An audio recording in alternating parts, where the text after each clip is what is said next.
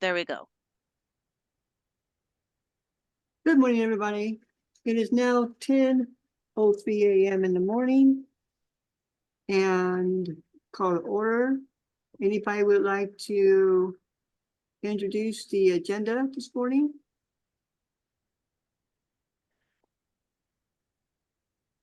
Do you want a motion to adopt the agenda, George? Yes, ma'am.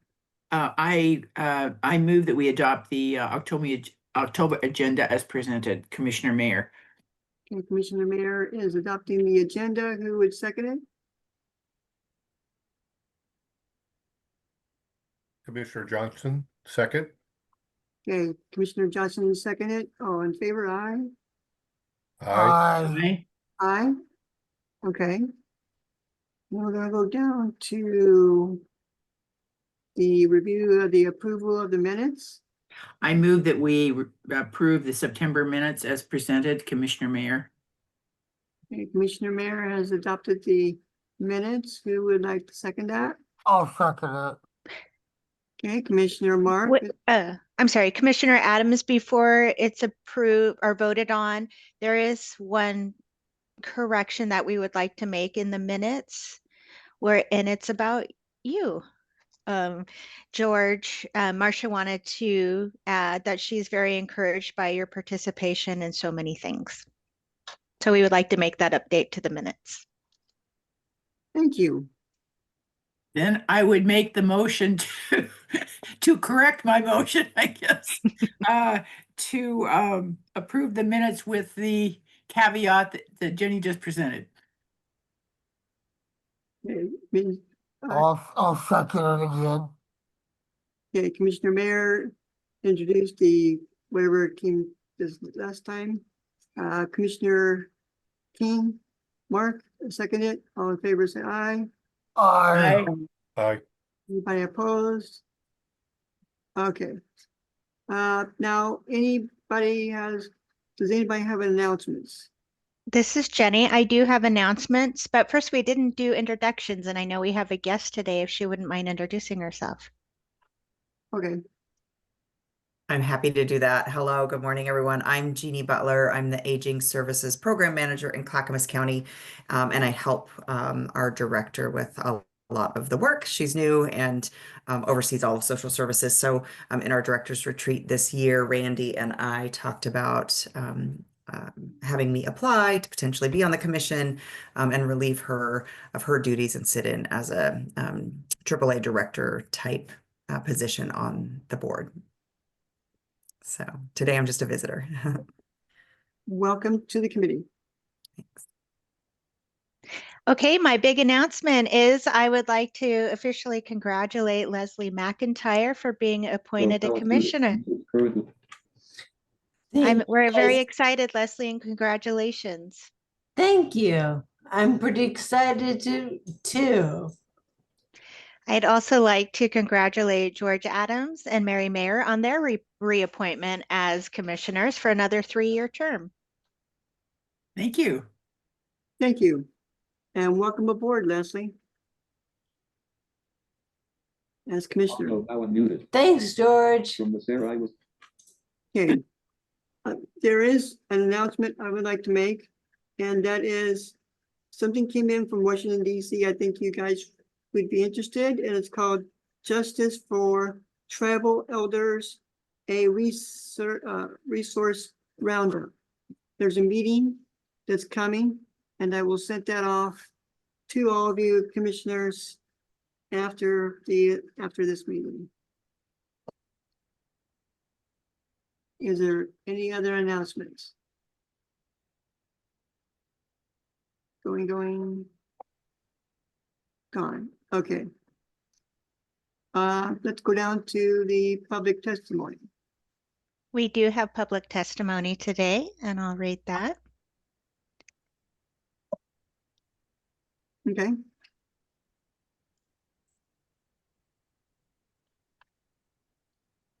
Okay.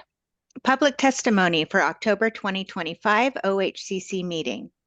Full disclosure, I am an SEIU Local 503 Board Director, Home Care Council Director, and Home Care Bargaining Team member.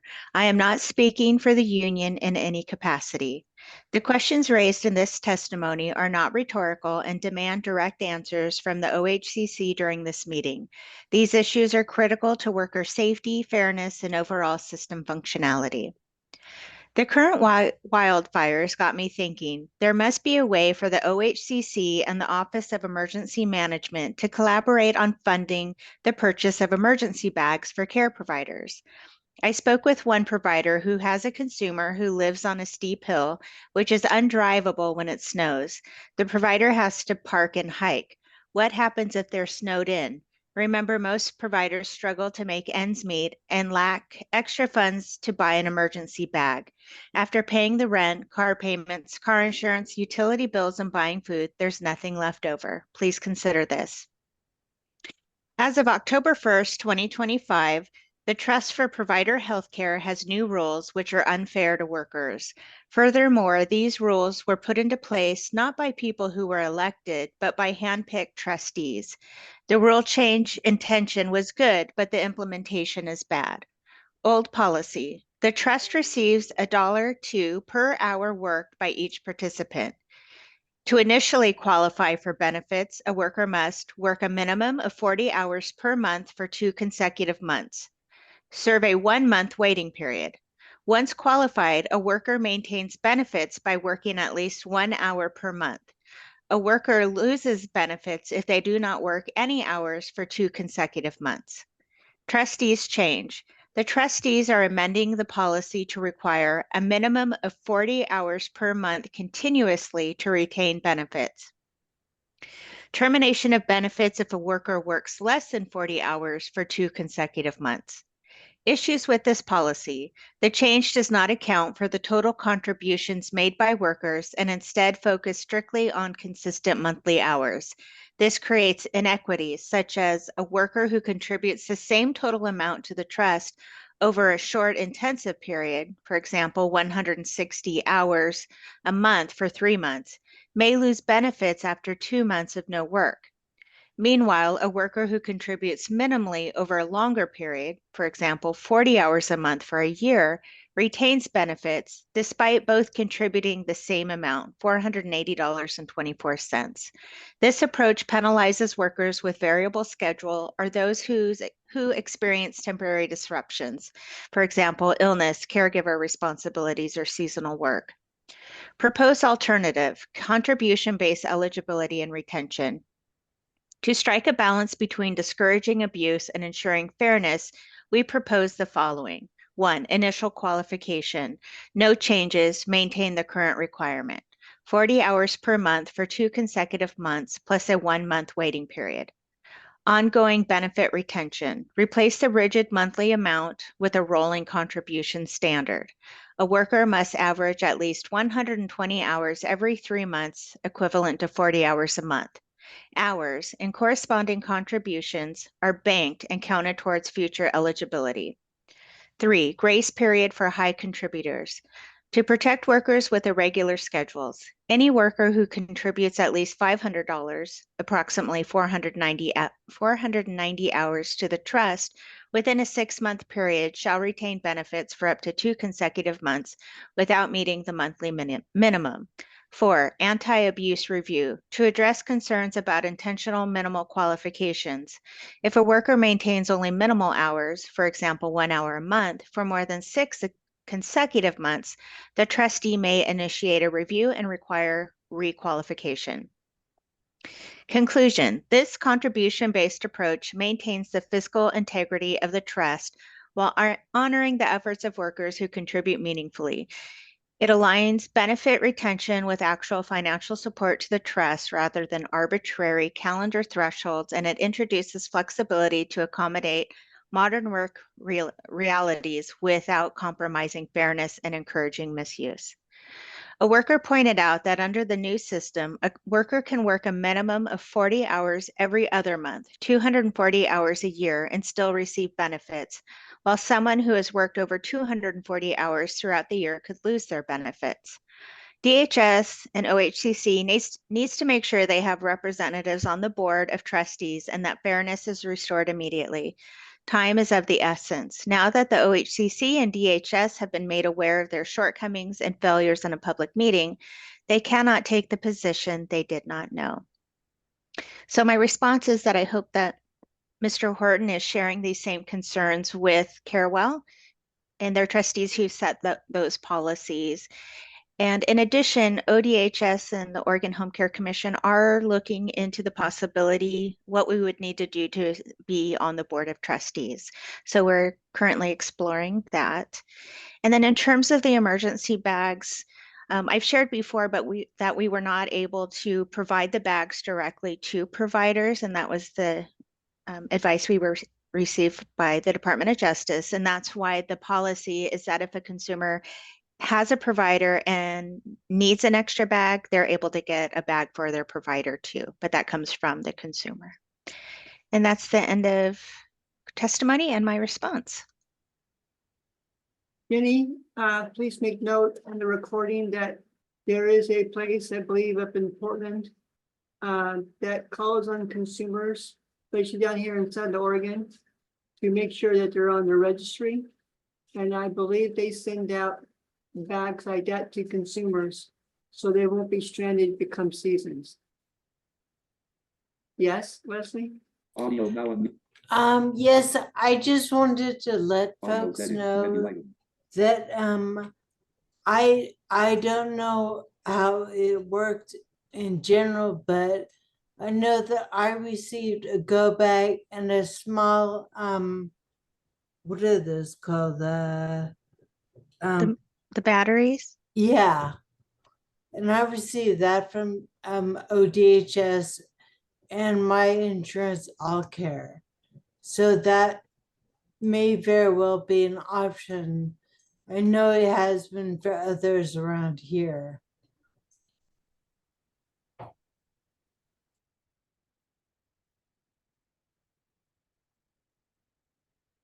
Any intake on this, commissioners? Commissioner Mayor?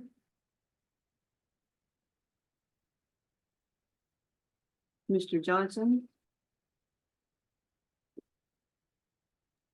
Yeah, I don't have anything to add. To the conversation. I think that the go bags are available in the local offices. Commissioner Mark, what's your intake?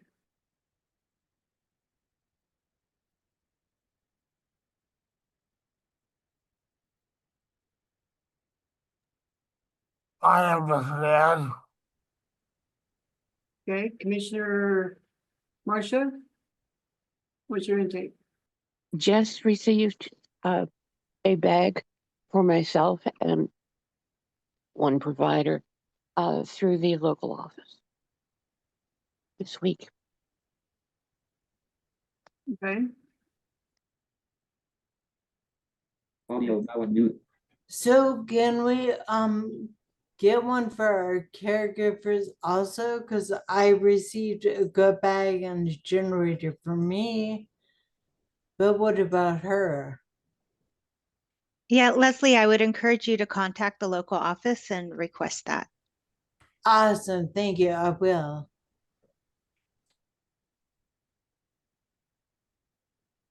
okay. We'd like to move down to reflection time. What commissioner would like to reflect on the time? Mr. Johnson? You knew I had something to say, right, George? Oh, yeah.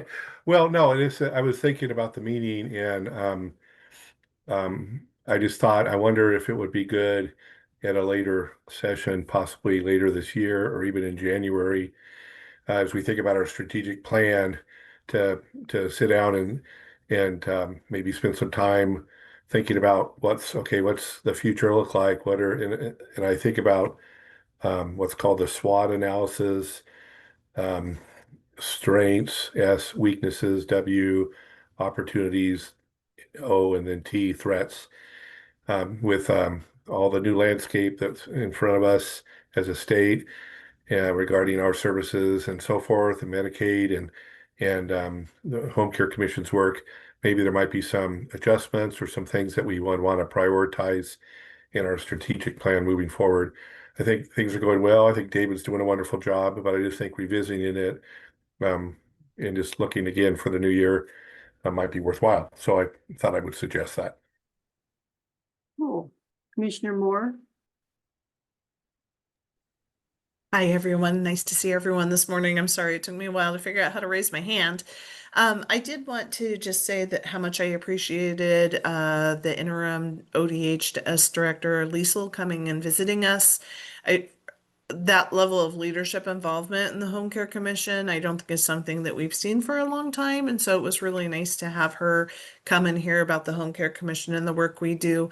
I agree with Commissioner Johnson, though. I think that we really need to start being strategic and appreciate the fact that we have a strategic plan. But I will say, when you hear about the changes to the SNAP program, the Supplemental Nutrition Assistance Program, and our Medicaid health coverage systems that might be in crisis over the next coming years, I think we do know that a large number of the care providers in our state probably rely on those benefits. And potentially this coming future time could be very impactful for them. And so I guess the news is sobering whenever you hear about the statistics of how many people are going to be affected by those changes. And I would always like us to remember that without our caregiver workforce, that are consumers of programming in the state of Oregon are really going to be at risk. And just trying to figure out how to stabilize and support them as much as possible during those changes. I mean, I know wages are wages and benefits are benefits, but things that we can do to just show that we understand that this is going to be a tough time for many Oregonians. Thank you. Commissioner Mayer? Well, I think it's always good to review your strategic plan every year, no matter what the situation. And I can't remember exactly when we started this plan, but it seems to me that it might merit a review and revision or update if we need to do so. Commissioner Mark?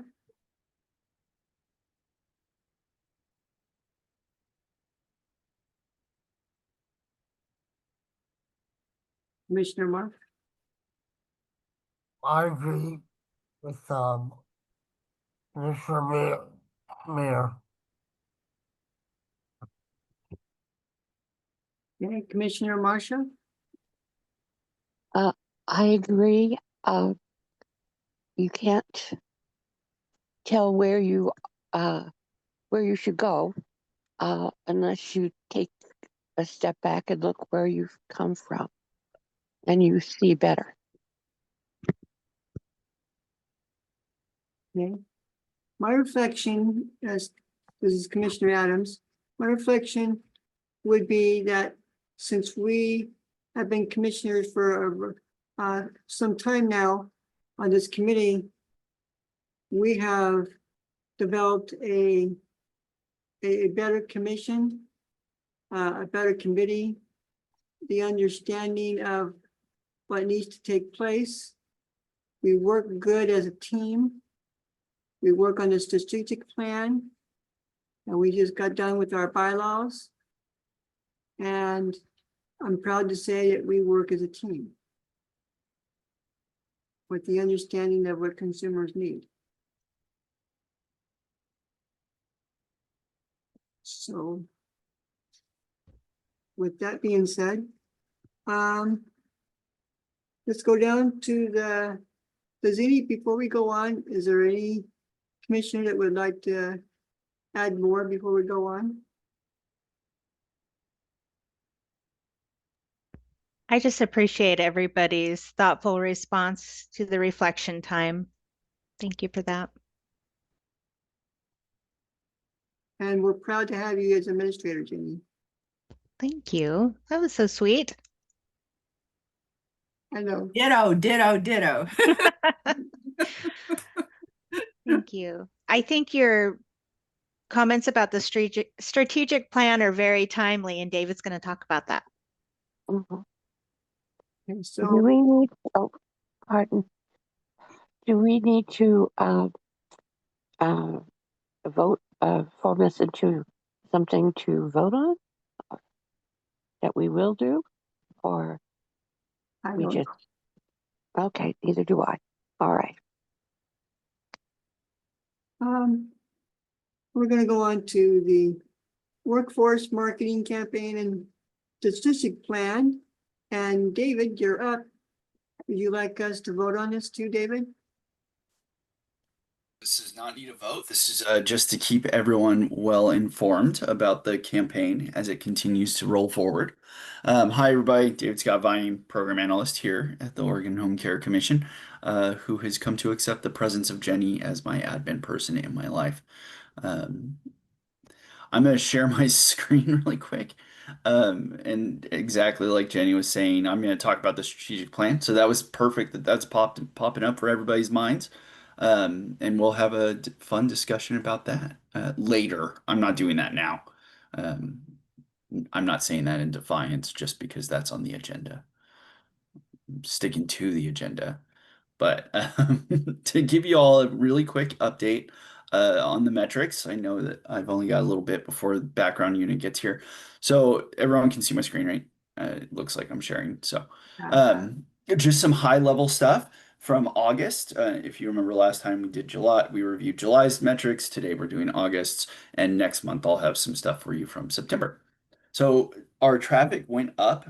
This is the first time that we actually saw our ads, Google search ads, surpass our meta ads, right? Most of our metrics are in traffic over to our website has come from Meta, so Facebook, Instagram, YouTube, stuff like that. But this is the first time people have actually searched for us a bit more and then found us. So that's a really interesting shift, I think. We'll delve into that on the metric side as the team of the workforce campaign group. We have an advisory committee there. Probably delve into that a bit more so that we can really think about what might be going on there to make that change. We also saw the most active users again. We continue to increase our active user base. Right now there's 53,000 plus people that have gone and taken a meaningful action on our website. And that's defined as people. I'm so sorry, interpreter. I just saw you moving so fast. I will slow down. That is people that spend time on the website, going through it, clicking on multiple pages at a time so that they can get more and more information, right? So yeah, 53,000 plus people have done that, which is a big number. I'll go ahead and show you some of that a little bit more in just a moment. Again, because of that time that people are spending clicking through more pages, that means they're spending more time on the website. So the website activity level has gone up from 38 seconds on average from July up to 41 seconds on average in August. We continue to have all the live channels from previous months going still. The digital paid media, I mentioned Meta, YouTube, streaming services such as Hulu, people that have HBO Max and they can't afford to pay for the ad-free version.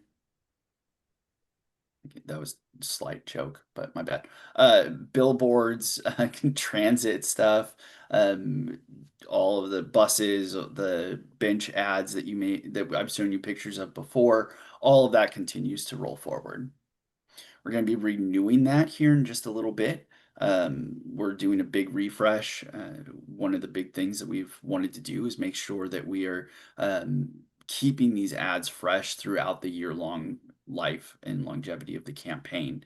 So every 3 months we've been putting out new ads, and the next big one, which is actually from a photo shoot that we've done that we did recently at the end of July, that's going to start showing up on the ads as well, along with some little videos and commercials.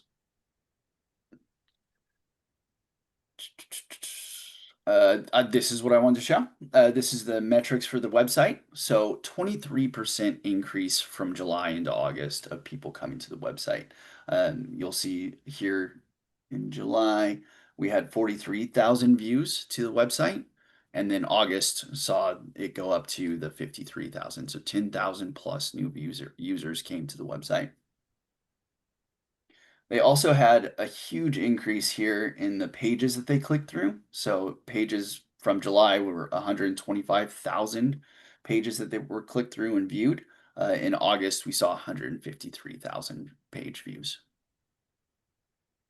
The average went up then to 2.89 pages per user. Here, so those people that come to the website, we consider those to just be inquiring. They're interested. They're kind of wanting to figure out what's going on, what this ad is about, get some more information. We then put those people down into interested categories when they go over to our application page or they do our little quiz for finding your role. People that have done that, we consider them to be interested in this position and joining this workforce. So we had 4,753 people do that. A new monthly high again. I feel like we continue to have new monthly goals that we continue to break. So the next one we have are candidates, and this is when somebody either clicks on the online application for home care worker or they download the applications themselves and take the initiative steps to then go forward with it. 2,000 people we saw do this. So next, hopefully we'll see those metrics reflected in data that we have from the state of people who are actually going to orientation and people who are getting their provider number. And that was a big, quick rundown for what we've got going. Any questions briefly before I pass it over to our wonderful background check unit team? Paul? Yeah, David, thank you for the good information. So I just thought I kind of like the funnel. What I see over on the right here is kind of a funnel, or that's the idea. At least in my mind, I like how you presented that. I'm wondering, and maybe you stated this, or maybe it's just kind of common sense, but you start an inquiry, that's good, and you get down to candidate and then to maybe applicant or something below that. But are we targeting our communication as people move through the funnel toward becoming a worker, or is that a thought that maybe is needed? Because somebody who's a candidate, maybe need a different type of communication or maybe more information or maybe some questions answered as opposed to just an inquiry. I don't know, just a thought. You guys are on top of this. I know you're doing a good job, but I just wondered as people move down in the funnel, which is what I'm describing it on the right, if we're also adapting our communication to keep them moving forward. Yeah, great question, Paul. And this has been one of our big pushes with Provider Navigator, right? Especially where we've been moving that program forward. I'm not too sure if we track if they came to Provider Navigator through the website. That may be something I need to throw out to our team to start looking at. Jenny looks like she's putting a note down because she should. That's a good question. So yeah, but great question, Paul. Thank you. David, this is Commissioner Adams. You had said something about Hulu. Can you elaborate on that? Yeah, there are moving ads to recruit people into this workforce on streaming services. Okay. And I do want to make a comment. Me being on Facebook, I'm seeing in the past week, I've seen 4 ads of the Home Care Commission on Facebook. Nice. One is in purple, white, and I think another one maybe in green. Yeah, that sounds like ours. So I know it's coming through Facebook because it's coming through in my area. I saw my first one on Instagram the other day. Okay, and question I want to ask you, do you think, or what do you think about us trying to reach our potential of possibly, or do you think it's possible for us to have at least 23,000 state caregivers as our goal, or is that a possibility? I think that's a big question, George.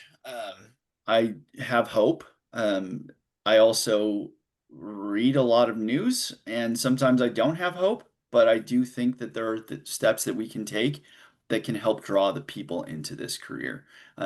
Even reaching out differently to communities, starting to think about this career differently, I think is going to be really important for us moving forward as an agency. But that's probably higher than my pay grade. Um, unless everyone wants to move me up a pay grade and then we can talk about it a little bit more. But I do think that there are things that can be done and should be looked at being done by our agency, not just the commission, but also ODHS as an agency overall.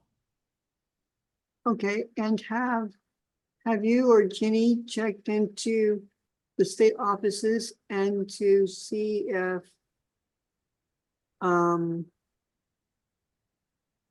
if they are actually helping the state providers get on?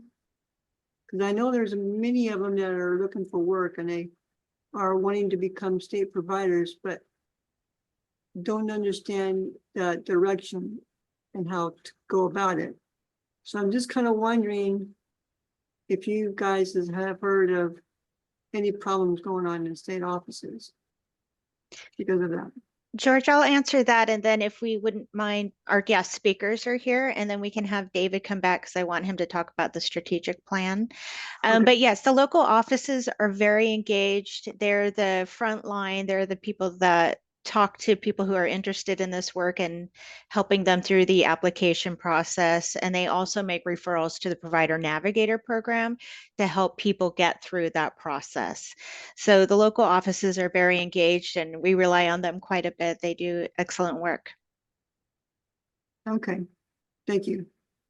Barbara, thank you for coming on to the committee and you're on. And Kelly Myrick is here as well. Oh, okay. Yes, good morning. Thank you for the invite to this meeting. My name is Barbara Muller, and I am Program Manager with the Oregon Department of Human Services, Oregon Health Authority Background Check Unit. I will let Kelly now introduce herself. Hi there, my name is Kelly Myrick. I'm the lead operations and policy analyst for the Background Check Unit. Welcome to the committee. Thank you. So this is open for discussion. I was only notified that there was questions mainly on our backlog. So if someone wants to start that off, that would be greatly appreciated. Barbara, I'm going to kind of frame the discussion if you don't mind. So we have individuals who are on the commission who employ home care workers. And so I think there is interest in understanding what that process is. So when somebody, applies to be a home care worker or it's time to renew their provider number, what that background check process looks like and what you consider and the weighing tests. And I think there is a concern for sure about, the backlog. So if you wouldn't mind just giving a little bit of background about that process, and then we can open it up to the commissioners for questions. Does that work for you? Certainly. And I would refer to Kelly on this. I mean, I can do that overview for you, but I think Kelly would be much better at it. She knows all of the words better. Kelly's than got I it would. down. She is an Kelly. expert. Yes. Yeah, the background check process is part of what needs to be done. Usually when a person is offered employment or offered a situation. I know that things are a little bit different for the home care workers, and Jenny might be able to be more specific on when the background check process starts for applicants. But what happens is a local office submits a background check to the background check unit, BCU.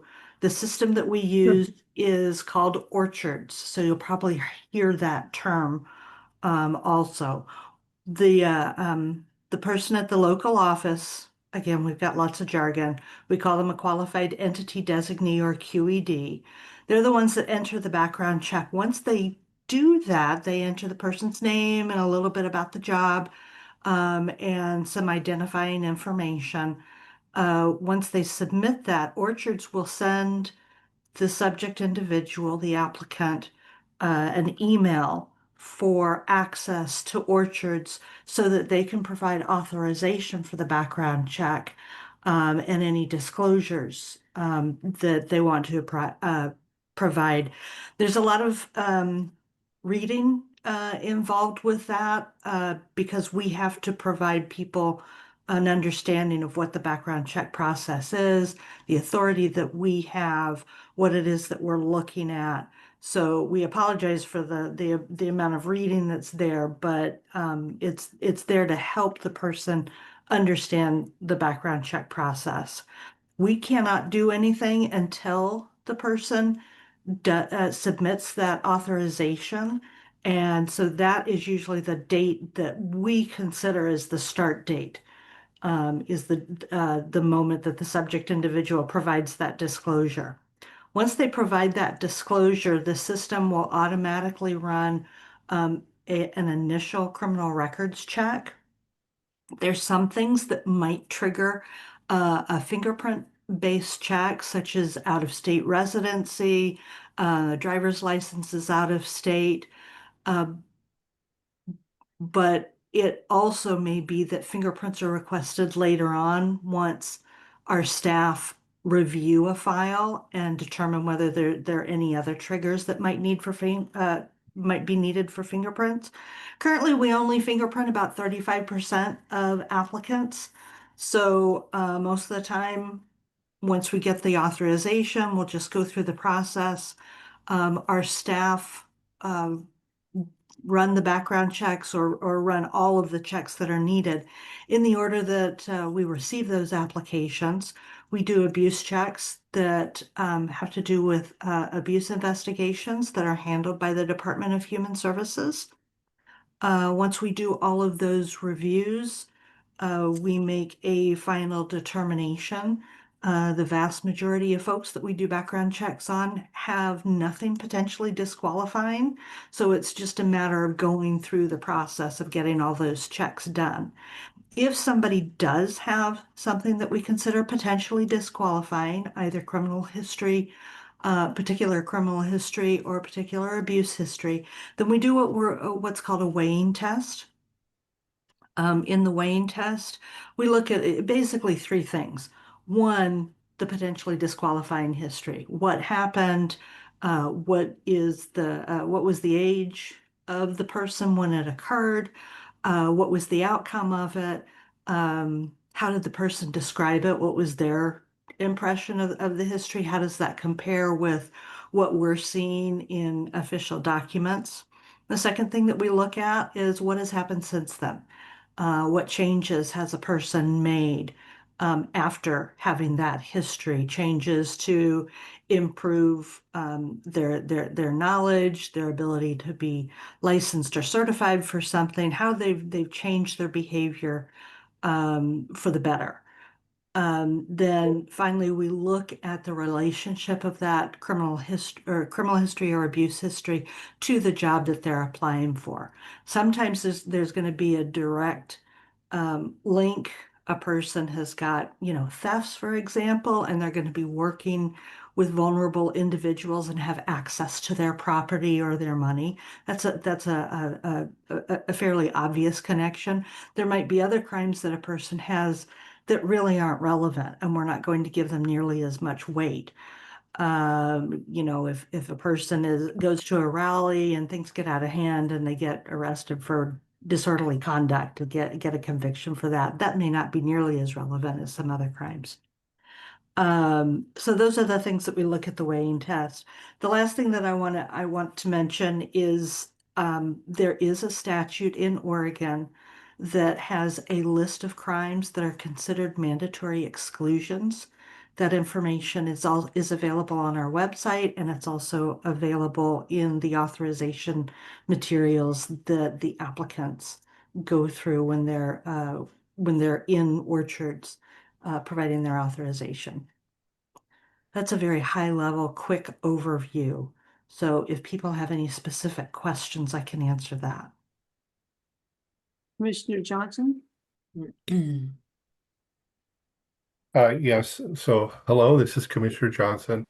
You may have mentioned this, so forgive me if I didn't capture it. So I know the background check, you guys do a great job, and you're looking for the records, federal, state um, records. What about um, history or any record of any abuse, maybe, or I know that I believe that's part of your check as well. Maybe it didn't arise to a criminal complaint, but is there any check of a provider's history regarding any abuse or allegations of abuse, that type of thing?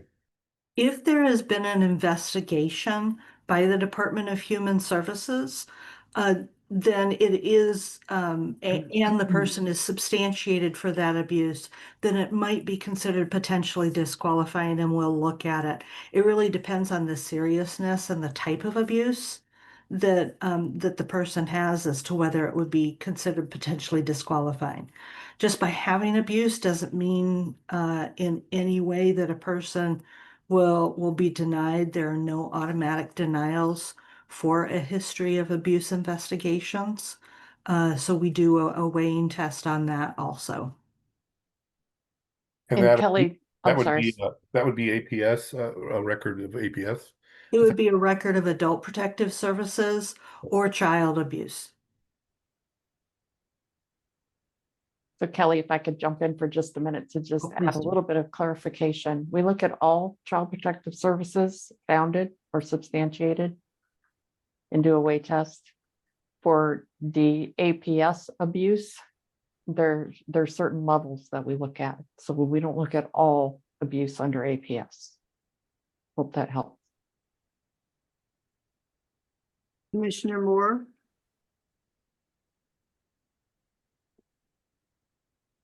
Oops, I couldn't unmute. Sorry about that. George, I don't think I have any questions at this time. We appreciate the work that the background check unit does. I do know that there have been times that it's been definitely slower to get those background checks done, but I also know that they do important work. This is Commissioner Wenzel with a question. What is the difference between background checks that many agencies do and the background check that's required to be paid for through Medicaid? How are they different? If someone is going to be paid through Medicaid, there are certain crimes and conditions that we would have to look at. For example, and I think home care workers fall under this, they cannot be listed on the exclusion list that is put out by the Federal Office of the Inspector General. I can tell you in the 25, 26 years that I've been here, there have been less than 10 I've ever seen on that list, but that is something that is checked for these folks.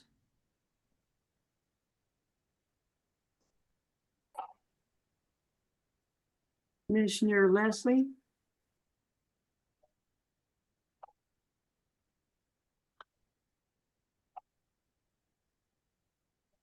Commissioner Mayor? I just had a question. How long does it take to complete a clearance? I looked up the stats this morning. We currently have over 10,000 background checks in our queue that are pending. Remember, we do not only the home care workers, but we do background checks for mental health, for nursing facilities, adult foster homes, child caring agencies. We do it for, many, many different types of programs. Of those 10,000, about 8,000 have not yet been assigned to a worker, so they're still in queue. And the average at the moment is about 27 days from the subject individual's authorization to the final fitness determination. Thank you. Commissioner Johnson? Yeah, thank you for that helpful information. I do have a follow-up though. So 27 days is for the ones that have come in and are in the queue. What is your ideal scenario? What is your target? Do you, as a unit, as an office, do you say, we want to process as much as possible the background checks within 30 days or within 20 days or within 45 days? Do you guys have a standard that you're shooting for with those? I can answer that, Kelly. Thank you. So 10 days. We'd like to get to 10 days. The issue that we're having right now is the growth and not having staff to fill and be able to do fitness determinations based on the growth from the program areas. So we're seeing an increase like 10% right now as far as I appreciate David. I wish I'd come in sooner so I could see that PowerPoint that he was doing, because right there it showed you that you guys are receiving more and more applicants wanting to be, home care workers. That affects our work also because we're doing the background checks on those. So because of that growth and not being, given positions for that growth, our backlog will continue to increase. Commissioner? I have another question that occurred to me. Forgive me, George, I get going on, but this is Commissioner Johnson. Is there any counsel or advice that you would give to us? In other words, are there ways that we can, by we, I'm referring to the commission and then our relationship with the union and so forth. I'm just wondering if there's any weak spots in our process for getting the information to the background check unit, or better practices maybe that would be recommended that we follow. And I don't think there probably are, but maybe there are, but I didn't think it would be good to ask. You guys are the ones that are the experts and are doing this fine work, but I wonder if we're supporting you, or if you're ever frustrated with our side of this issue and getting the information to you, or getting people to provide the information in a timely way. I really appreciate that question. Thank you so much. There are ways that, subject individuals can help. There's ways that Home Care Commission can help. One of the things is the subject individual is not put into that queue, in that waiting queue, until they've done their authorization disclosure. They have 7 days to do that. So explaining that to them would be very helpful, because we're receiving emails. This was submitted on this day, or I made my application as a home care worker on this day. What's going on with my background check? So we explain to them, you don't even get put into the queue until these steps are followed. The other thing is having them disclose. So out-of-state residency for 60 days or more in the last 5 years. If they have an out-of-state driver's license, if they're entering a passport, it's going to trigger fingerprints. If they can get some kind of Oregon ID, that would eliminate the need for fingerprints in that situation. If they have any type of criminal history, in state or out of state, disclose it, because once that case is pulled for review, it's going to delay things if we find they now need fingerprints. Where if they had just disclosed it in the beginning, we have to wait and give them 21 days to get fingerprinted. Then we have to wait for the FBI to return those results to us. So things like that would really help a lot. Kelly, did you have something to add? I just put in the chat a link to the background check website. It's specifically our FAQ, frequently asked questions, website. There's a lot of good information on there, plus forms and examples of forms that a subject individual will see in the authorization and disclosure, so they can get a heads up and look at that before they do their background check. And I also put in an email address if people have questions about background checks and what's going on with them. They can contact us at that email that I put in the chat. Thank you. Very helpful. So Jenny, I'm wondering, and again, I'm ignorant, just asking question, is this is really helpful information. I wonder if that step-by-step process that was described a moment ago is clearly presented. I know the information is presented, but I just thought that was helpful. And I'm also wondering if in the chat here, the FAQ could possibly be put on the website or somehow made available as well, possibly to people that are looking for this work or are applying for the work. Again, I don't know, but it seems to me that Mhm. if there's a delay on our end, that maybe we could better present this information or the SEIU or through the trainings that are offered so that we could kind of shore that up a little bit. Thank you for that, Paul. We did create an FAQ for the workforce, and Kelly helped with that to make it very clear what the steps are and the timeframes. And the union and the commission and programs and the background check unit worked on that, and that's on our website. And I believe it was in our newsletter as well. And then I think that we also linked to the background check FAQs, but I'll double check that.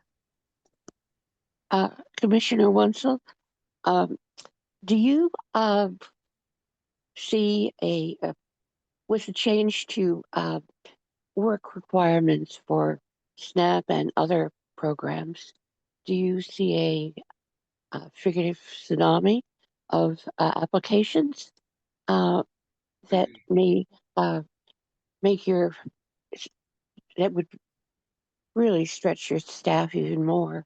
And second part, um, have you felt any um, legislative response to increasing your staff to make work in Oregon more efficient? Barb will probably have some good information on this. What I can tell you is that we currently have 10 staff in training. So in previous legislative sessions, we were granted new staff, and they're currently in training. So we're hoping to see um, better numbers in the future as they graduate from training. As far as changes in Medicaid and SNAP and WIC, I'm not sure that we have taken those into account because things are fluctuating so much. We do know that, yes, in general, the population is growing older. And so, of course, the workforce is going to be going up over time. So we are keeping that in consideration as we're looking at future legislation and future avenues for work. Optimistic news. Thank you. Kelly, did you already talk about portability? No, I didn't. That is one thing that we have for home care workers. There's a large group of subject individuals that have portability. What this means is people who are working in similar type jobs, once they get a background check of approval, they can use that same background check approval for other jobs. What happens is a person does a background check to work at an assisted living facility, for example. 6 months later, they get approved. 6 months later or a year later, they decide to become a home care worker. The local office will put in the background check application for that home care worker position, and they will get an immediate response saying the person already has an approval, and they can start working immediately on that. The recheck cycle for this is a background check every 2 years. So we do keep up with these people. We also look, if people ever report to us new history or we learn of new history, we will consider the need for a new background check in between those 2 years. But generally speaking, those that have portability are all the different populations of home care workers, people that work in aging and people with disability facilities, anyone who is working in with folks in the intellectual and developmental disability population, and folks that are involved in foster homes, in all of the different populations that are served by foster homes. So all of those folks have portability. Thank you for sharing that, Kelly. I Thanks. just wanted to ask Mark, do you have any questions?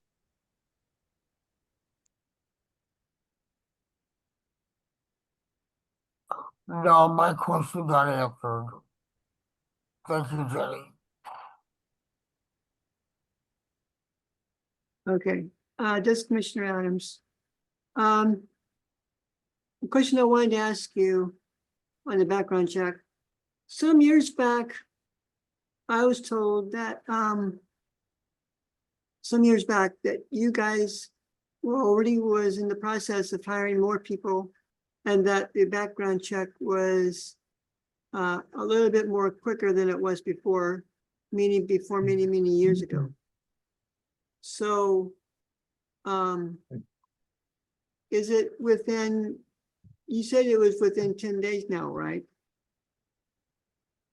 Currently our turnaround time is 27 days, but our goal is within 10 days, yes. And how many staff are you looking to hire or already be in place? That might be a question more for Barbara. I know that in the past 6 months to a year, we've hired those 10 people. Most of them are still in training, but while they're training, they are picking up skills and working on more and more complex cases. So they're already working the queue and getting skills under them. Their work is being monitored. So we're seeing improvements in the numbers of background checks that we're doing every month. Okay.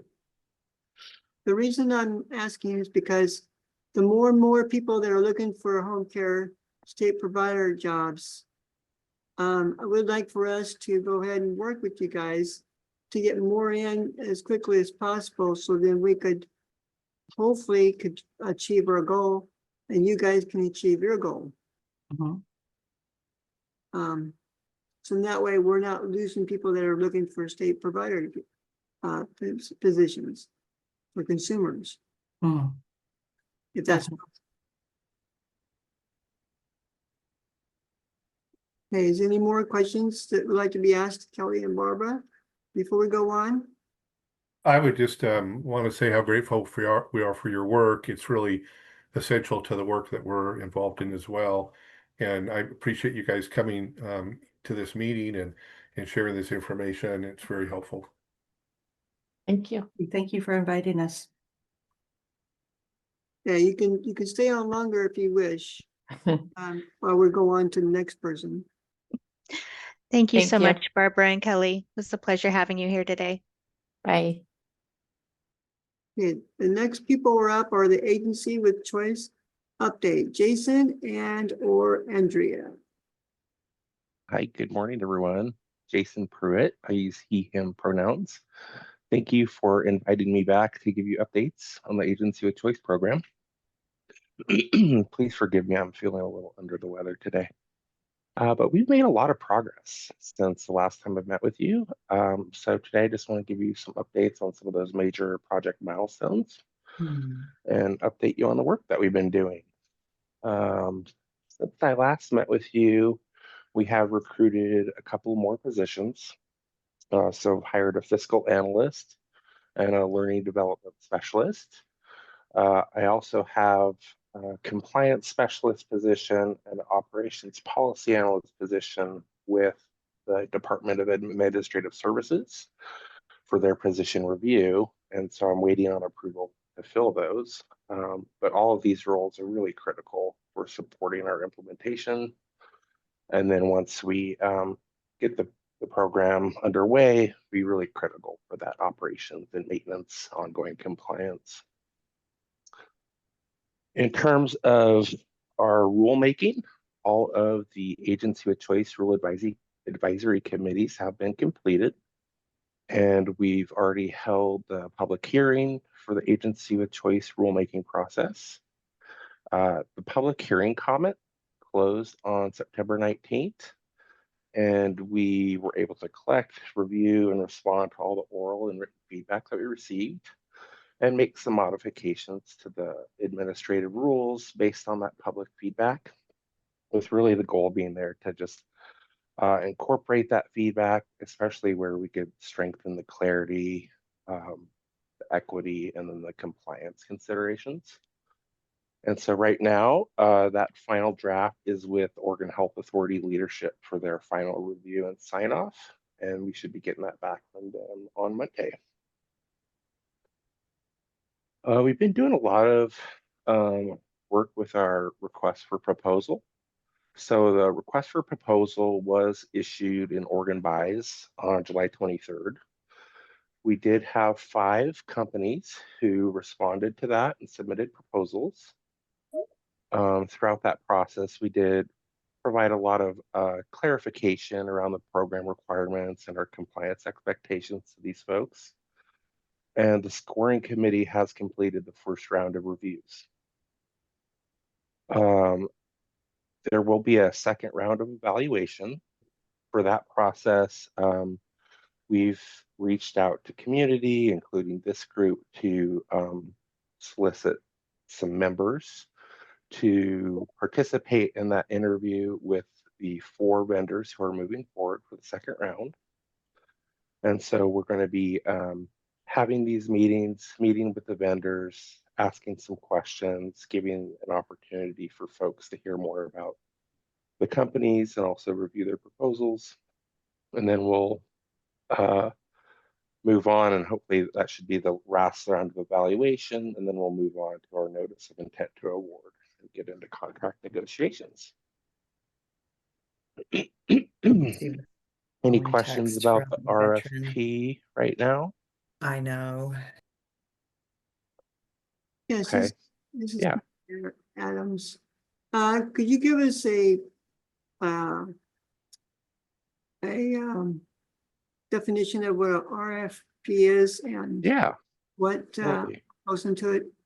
Yeah, there is a lot of work that goes into, and an RFP is a request for proposal. And basically that's where the state, we wrote out all of the program requirements that we're looking for this new program, what the scope of work that we're going to be asking these vendors to complete, which is to operate as the employer of record for this new program, help support individuals statewide to receive in-home services. So the RFP really is just a document that says, here are all the criteria that we're looking at for this new program and what we expect in terms of compliance and oversight and equity. And then it's posted on Oregon Buys, which is the state's public contracting website.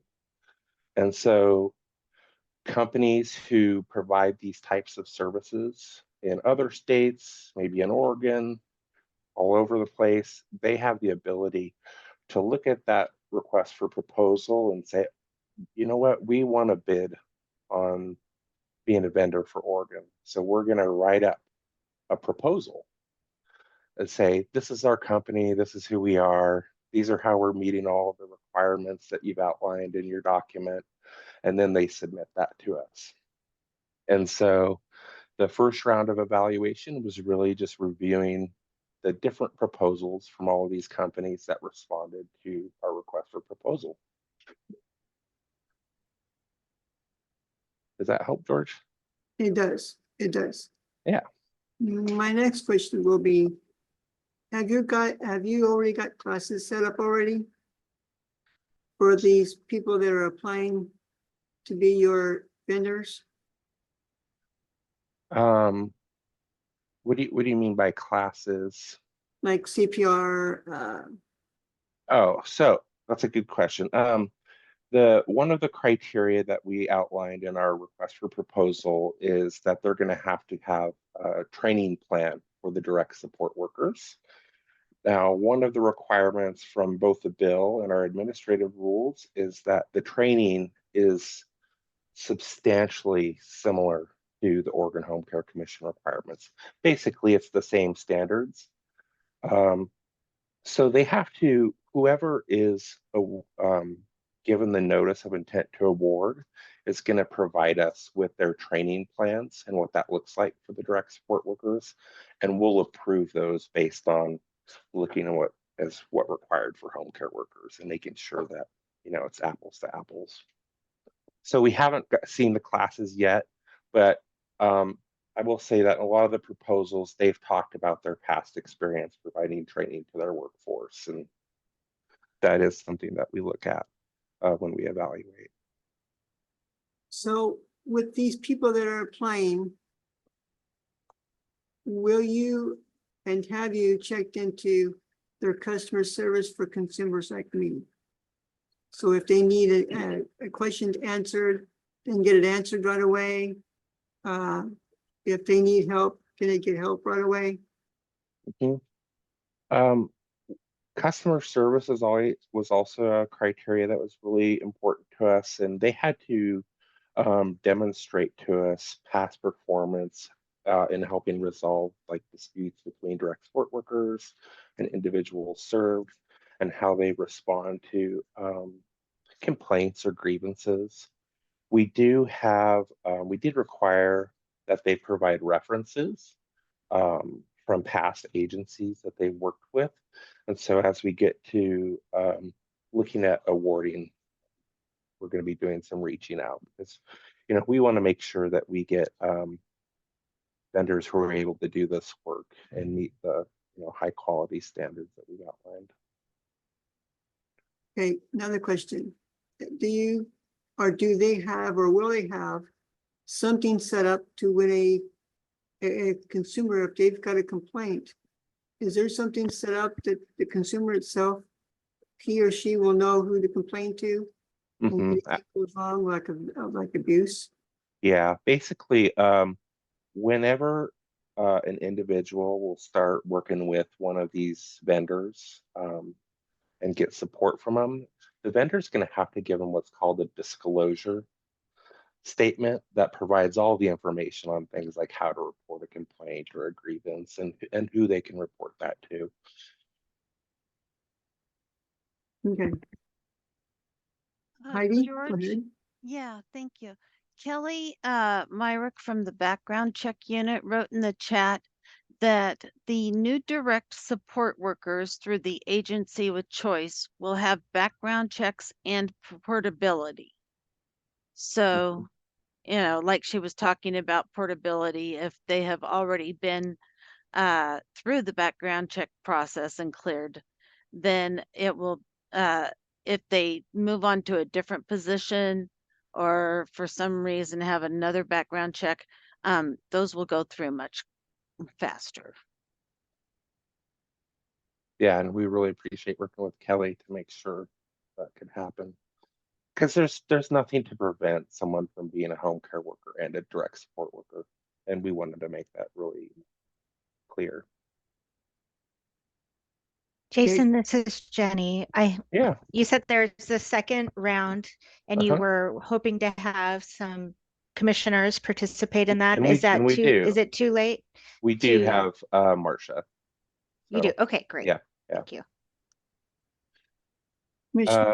Yeah. No, go ahead, Jason. Go ahead. Oh, I was just asking if there are any other questions about the RFP or that process. Commissioner Moore, would you like to ask a question? I don't have any at this time, George. Thank you. Yeah. Commissioner Johnson?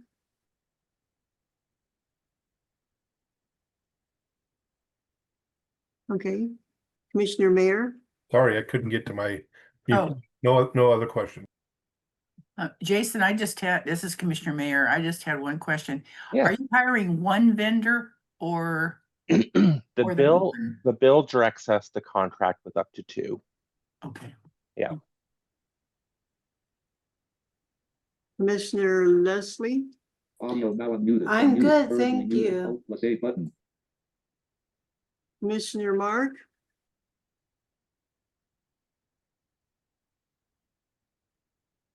No, I don't have any. Commissioner Marcia, Hello.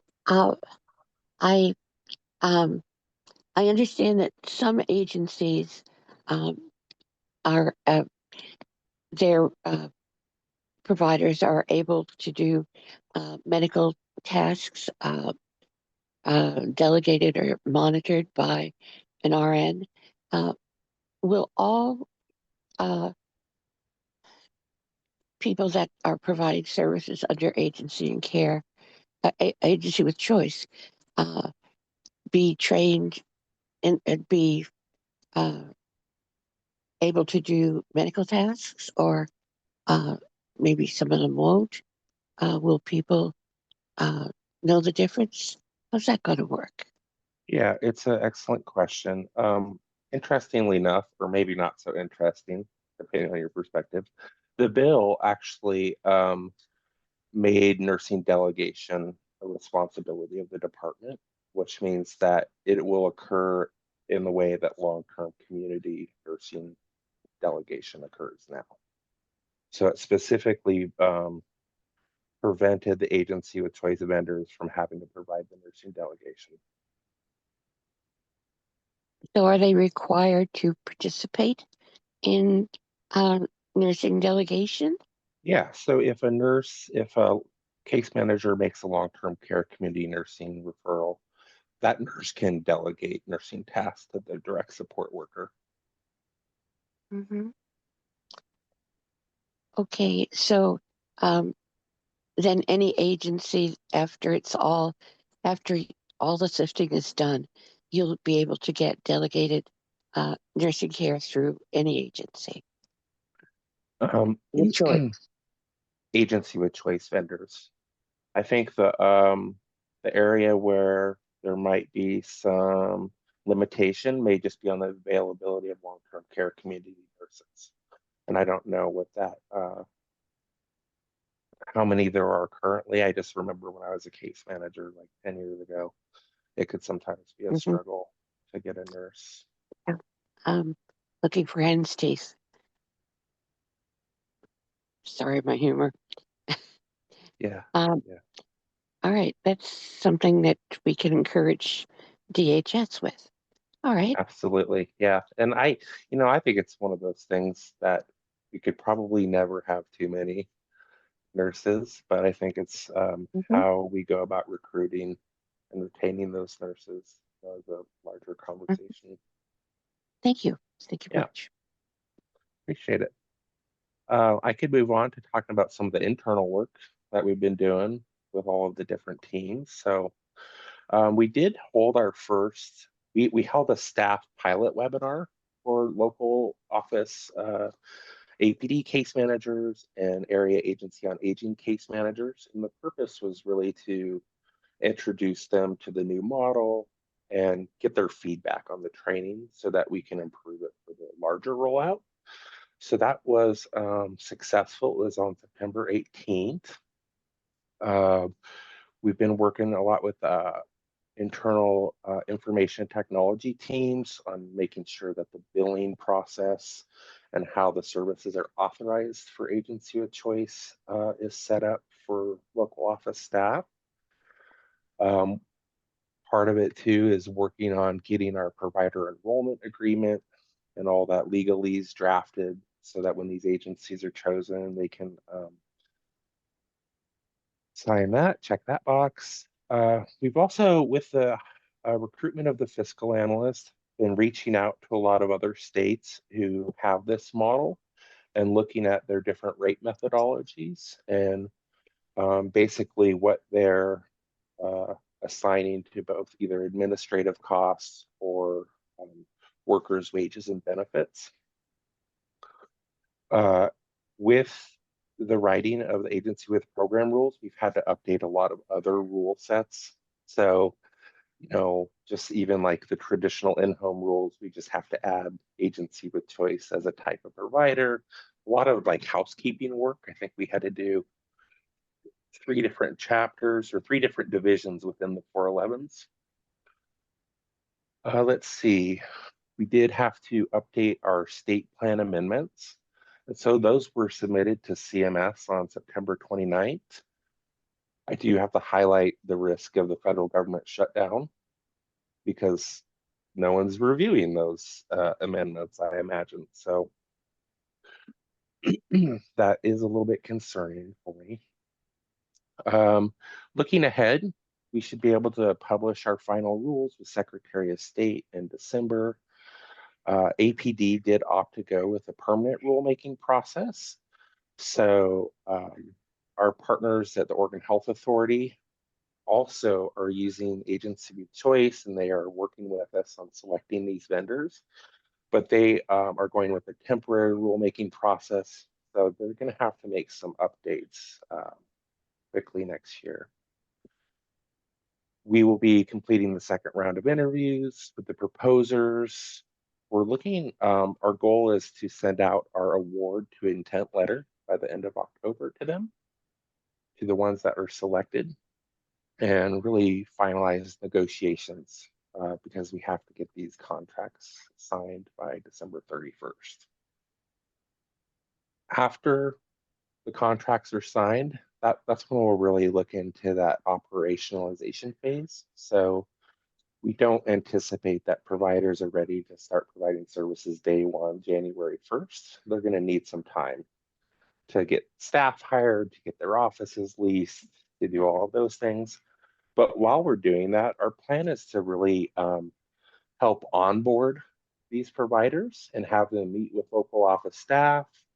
Maybe see if we can get them an invitation for this meeting, meet with folks, really so that they understand Oregon system, kind of the values that have, I think, shaped all of the different in-home programs.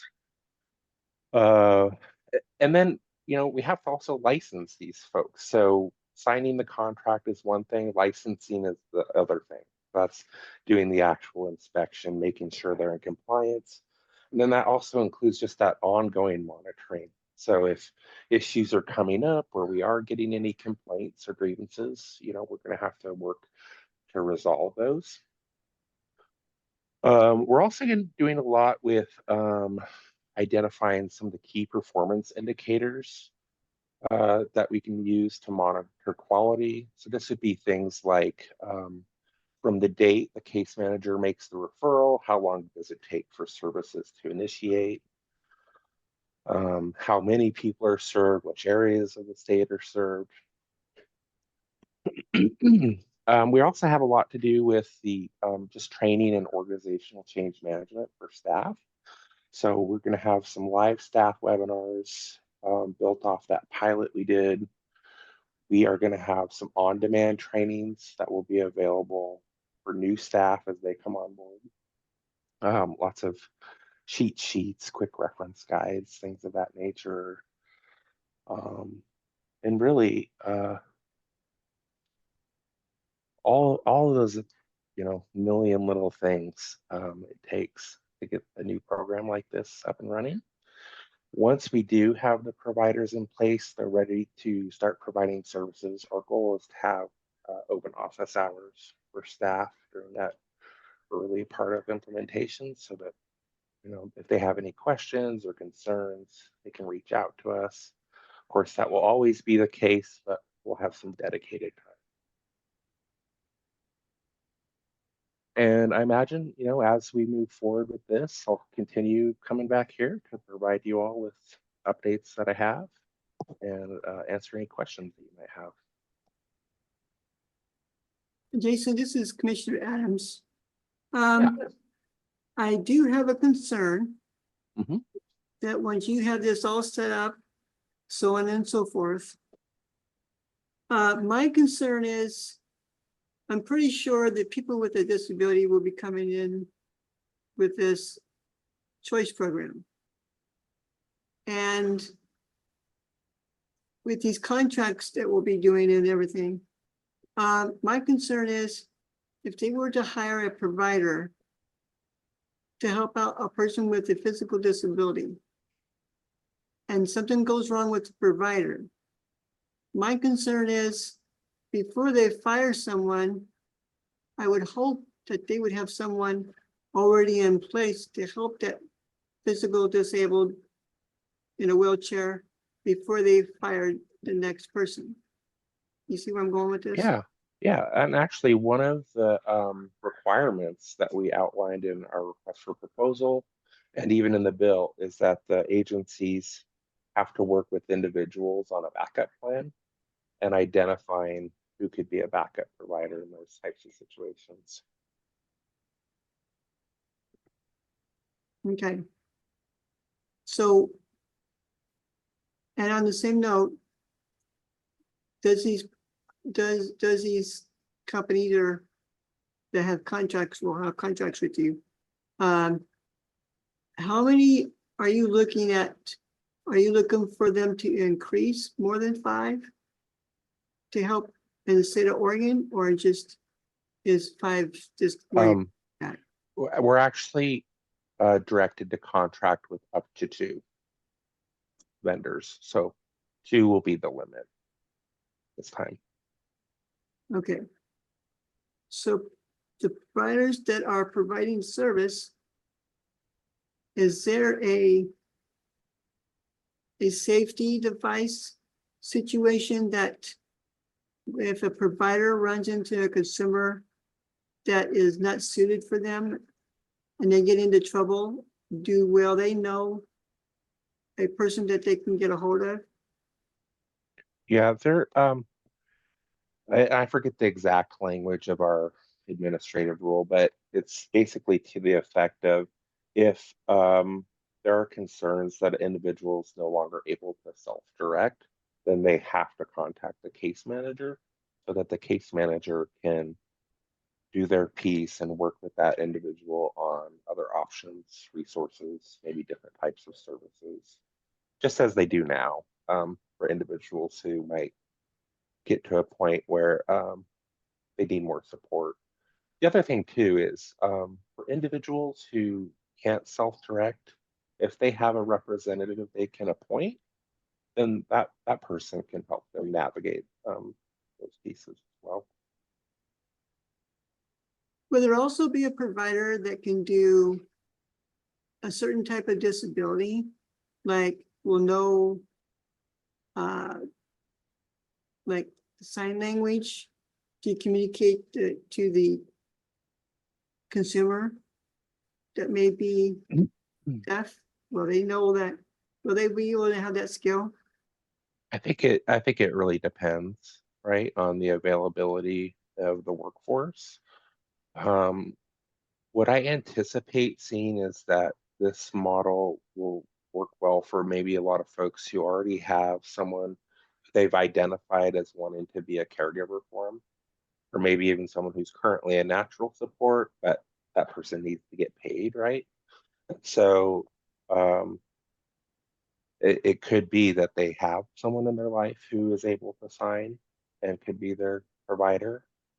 A lot of our emphasis is really on supporting individuals to self-direct their services, but have the support from the agency to take on all of those payroll, employer tasks, making sure that the background check is done, making sure the person is getting paid timely, making sure that the caregivers are compliant with electronic visit verification requirements. But the onus for like individual needs and preferences, that piece will be on the individual to help train their caregiver on their individual needs and preferences, versus like what the case manager does is just authorize, hours based on the assessment, or it's individualized, but it's not necessarily to the point of each person's unique, I don't know if I'm talking right. Sorry.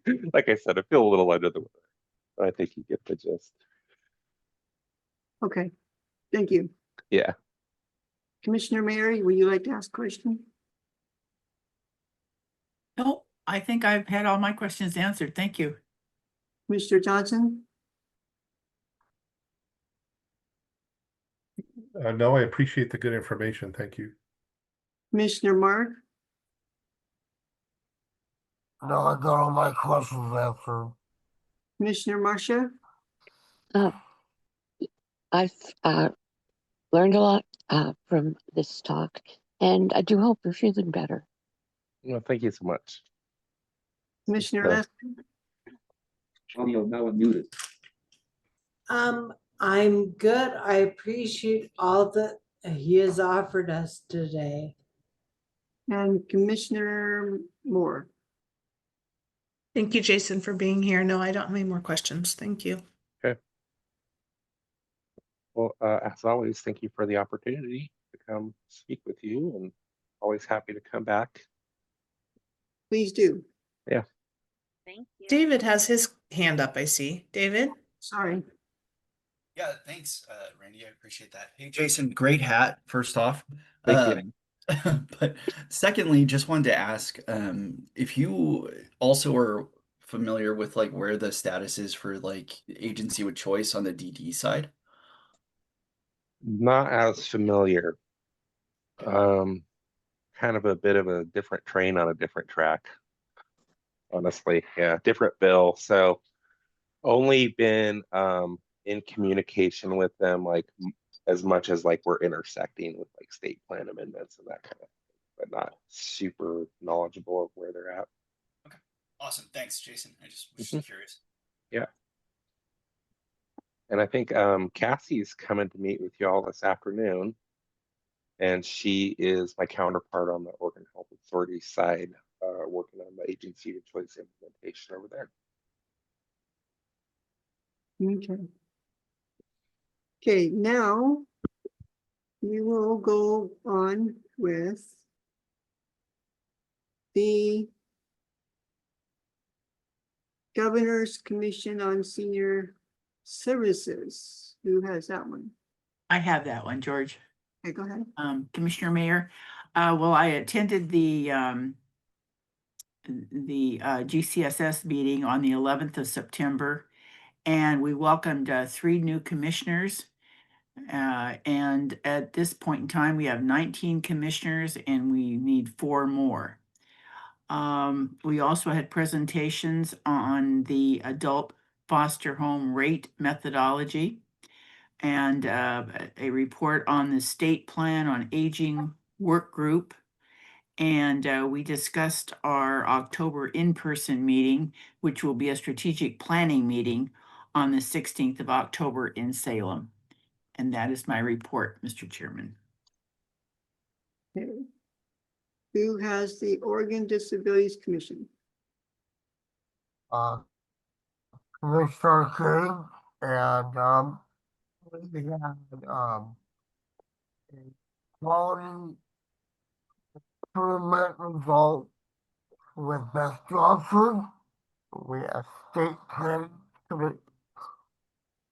I'm sorry, state plan discussion with Dan McEwen and Don Rustrum.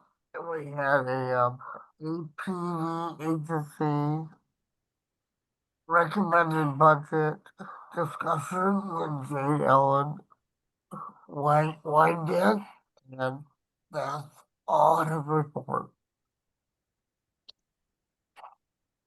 Okay, thank you. Oregon Association of Area Agencies on Aging with the Disability. Who has that one? That's me. Hi, everyone. This is Commissioner Moore. Commissioner Mayor, the one question I have about your update, and maybe when I give my update, you can jump on in at the end, is good job for the Governor's Commission on Senior Services increasing their membership. So we should talk about how they did that, because that's a great number of group representing on that team. And our numbers have been struggling a little bit. So I'd like to hear a little bit what you did in order to get that group as active as you did. But really quickly, I will just share The Oregon Association of Area Agencies on Aging just recently had a directors meeting. That was at the beginning of September. Whenever we get together as directors, we think about how all of the area agencies on aging across the state of Oregon can work together collaboratively to have a better network of support for older adults and people with disabilities across the state. If you don't know, area agencies on aging look very different depending on which area they represent. Many are small nonprofits across the eastern side of the state, and then down the I-5 corridor, we have the Medicaid agencies that are mostly government or councils of government funded organizations. And so that meeting was a really great meeting. I will say that OPIM, Oregon Project Independence Medicaid, was a big topic of conversation. As many of you know, that program launched the middle of last year, and how the funding for that, the sustainability of that, all of those questions, how it's going to serve consumers is really still a high topic priority for us in trying to work with the state and try to figure out how that's going to move forward. So, in addition, we did some strategic planning. We always want to talk about sustainability of the Area Agency on Aging programs, and it was a great meeting. Other than that, I just want to let you know that next week on October the 8th, it's actually the 7th and the 8th, but on the 8th is a meeting that advocates are invited to. That's the O4AD quarterly business meeting. If you've never attended one of those, it's a great opportunity to hear what's going on in the state with the area agencies on aging. I can make sure that you get information about registering. It's a hybrid meeting, so you can go in person to the Salem Convention Center or you can join remotely. And there's going to be a legislative panel that's going to happen that day. The U.S. Aging Director, Sandy Markwood, will be there. She's the federal or the nationwide advocacy group of area agencies on aging director. Jane Ellen Whiteounce will be there to talk about Oregon Department of Human Services APD update. She's the deputy director of that program, one of the deputy directors.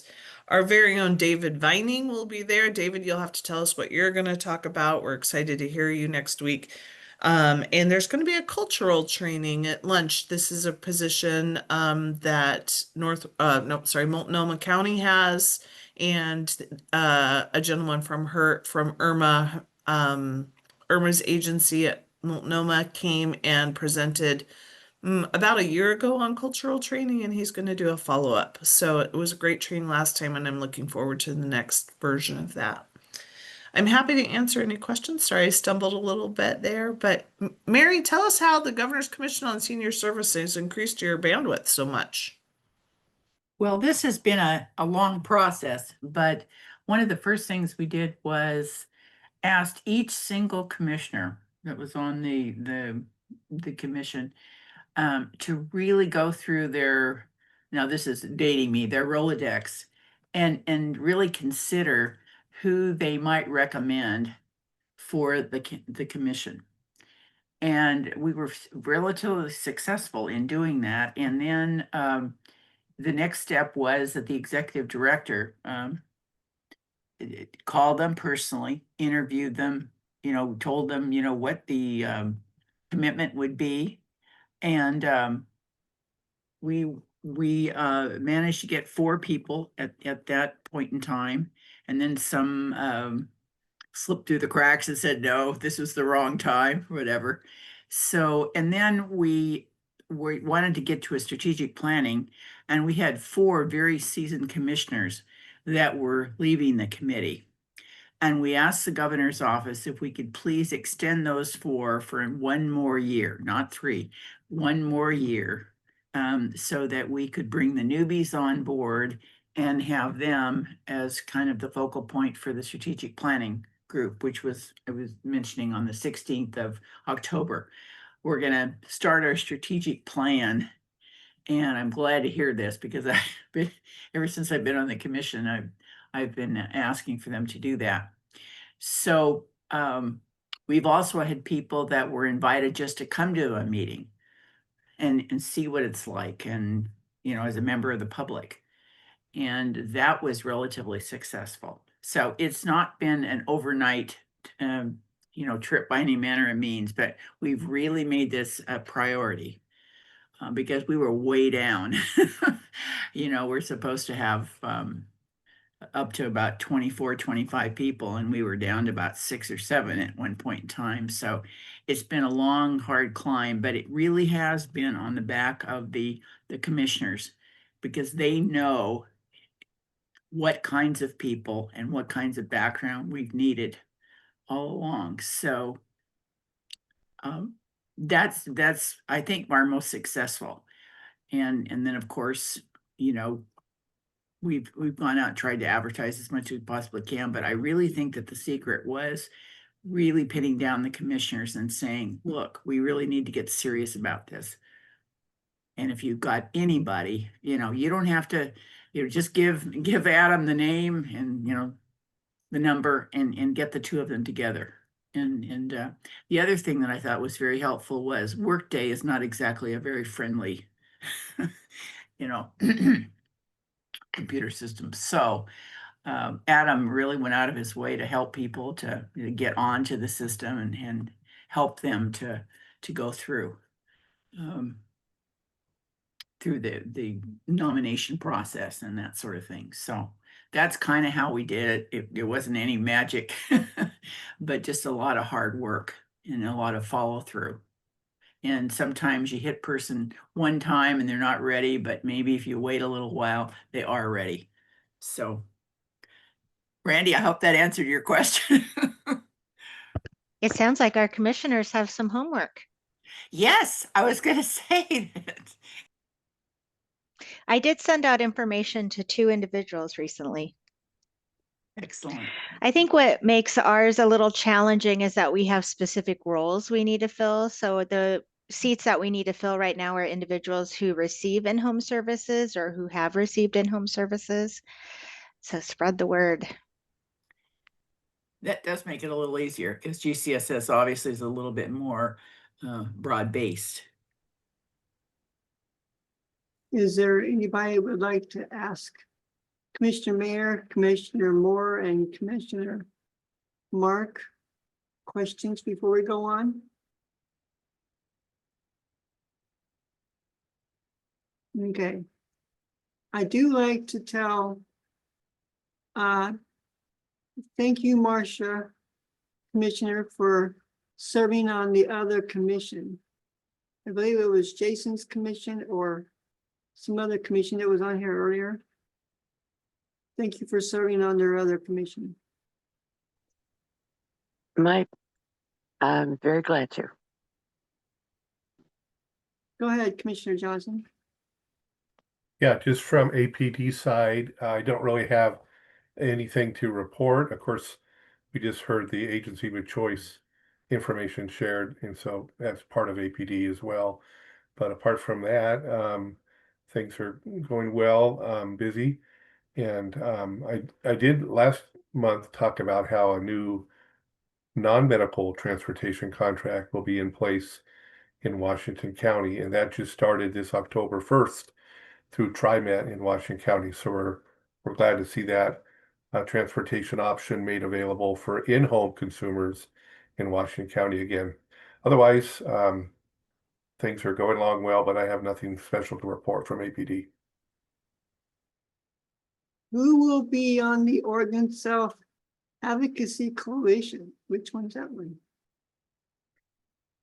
I think I need to take that off, George. Thank you for the reminder. Okay. No problem.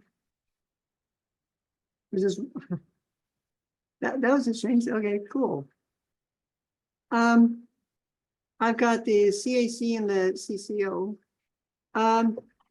This is Commissioner Adams. And this is what's going on. On the OHA side of meetings, I have sent every commissioner a thing that's going on here in the month of October. the meetings on October 15th and 16th. I believe I may have sent it to Jenny also. Leslie, I still need to get her email address to send her the update of what's going on. There's a number of meetings going on. It's called the Notices of Proposed Rulemaking, and the subjects are CCO, General, NEMT, and other subjects that are in the rulemaking process for October. Feel free to register yourself on those meetings in October coming up. Very important. On the NEMT side, I'm on that committee. We are going now on our 3rd year organizing things for the state of Oregon. It's been a tough and long process being on this NEMT committee. But very interesting for consumers. JCC, one of the CCOs down here in the state of Oregon and the south part of Oregon, had to do some cutbacks. So that kind of hurt JCC a little bit. I don't know if you've heard, commissioners, about Pacific Source, and thank you, Marcia, for passing that on to me by email. OHA is in negotiation with Pacific Source, which is one of the CCOs, having trouble or wanting to back out of Oregon State. The CMS committee that I'm on, Centers for Medicaid Medicare Service, it's changed its date on its committee. We have supposed to have our meeting in August. It was moved to November. Now it's moved from November to December. And I'm thinking the reason why we had to move our committee to December was because of the new Medicaid and Medicare changes that is now coming to take place. Not just that, but the CMS from the state of Oregon is waiting for what is coming from the CMS from Washington, DC, and their next move, which I'm pretty sure, which is a pain for everybody.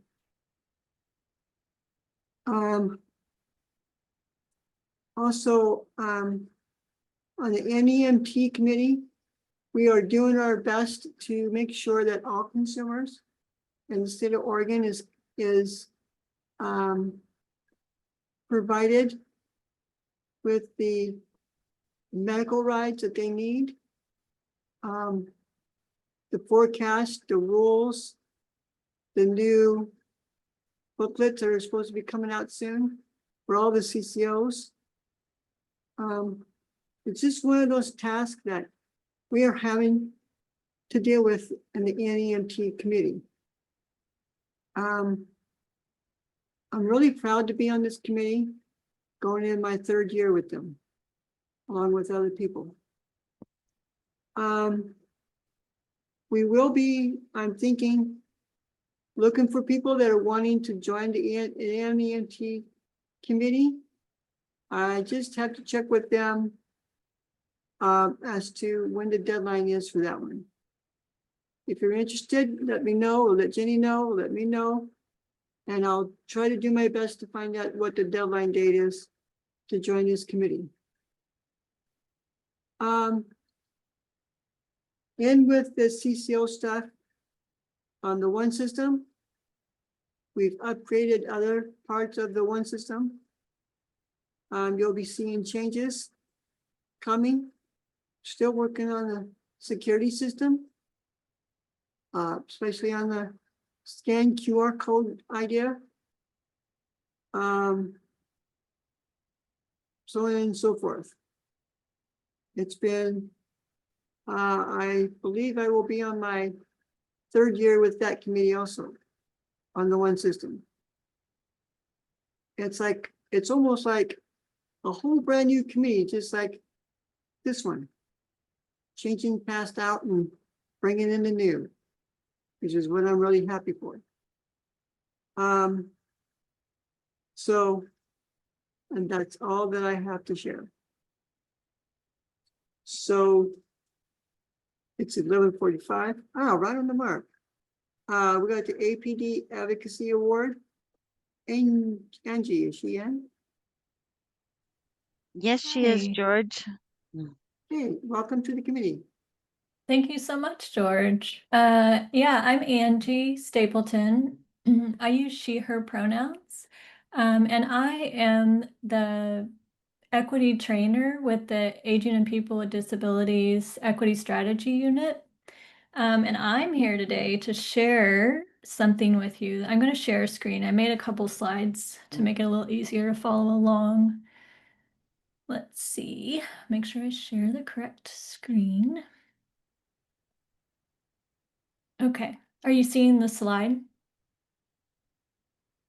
Now we are. Yeah, okay, perfect.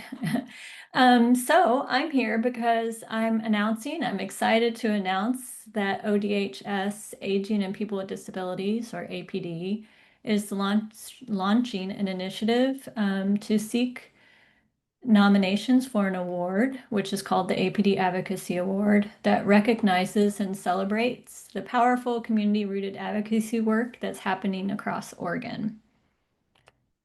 Let's see if I can get it to advance. Okay.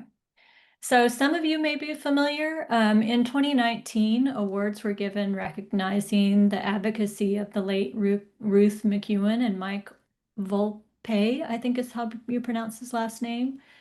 In their memory, APD is giving this biennial award, the APD Advocacy Award, that shines the light on individuals whose advocacy has been meaningful, has led to lasting change for older adults and people with disabilities in Oregon.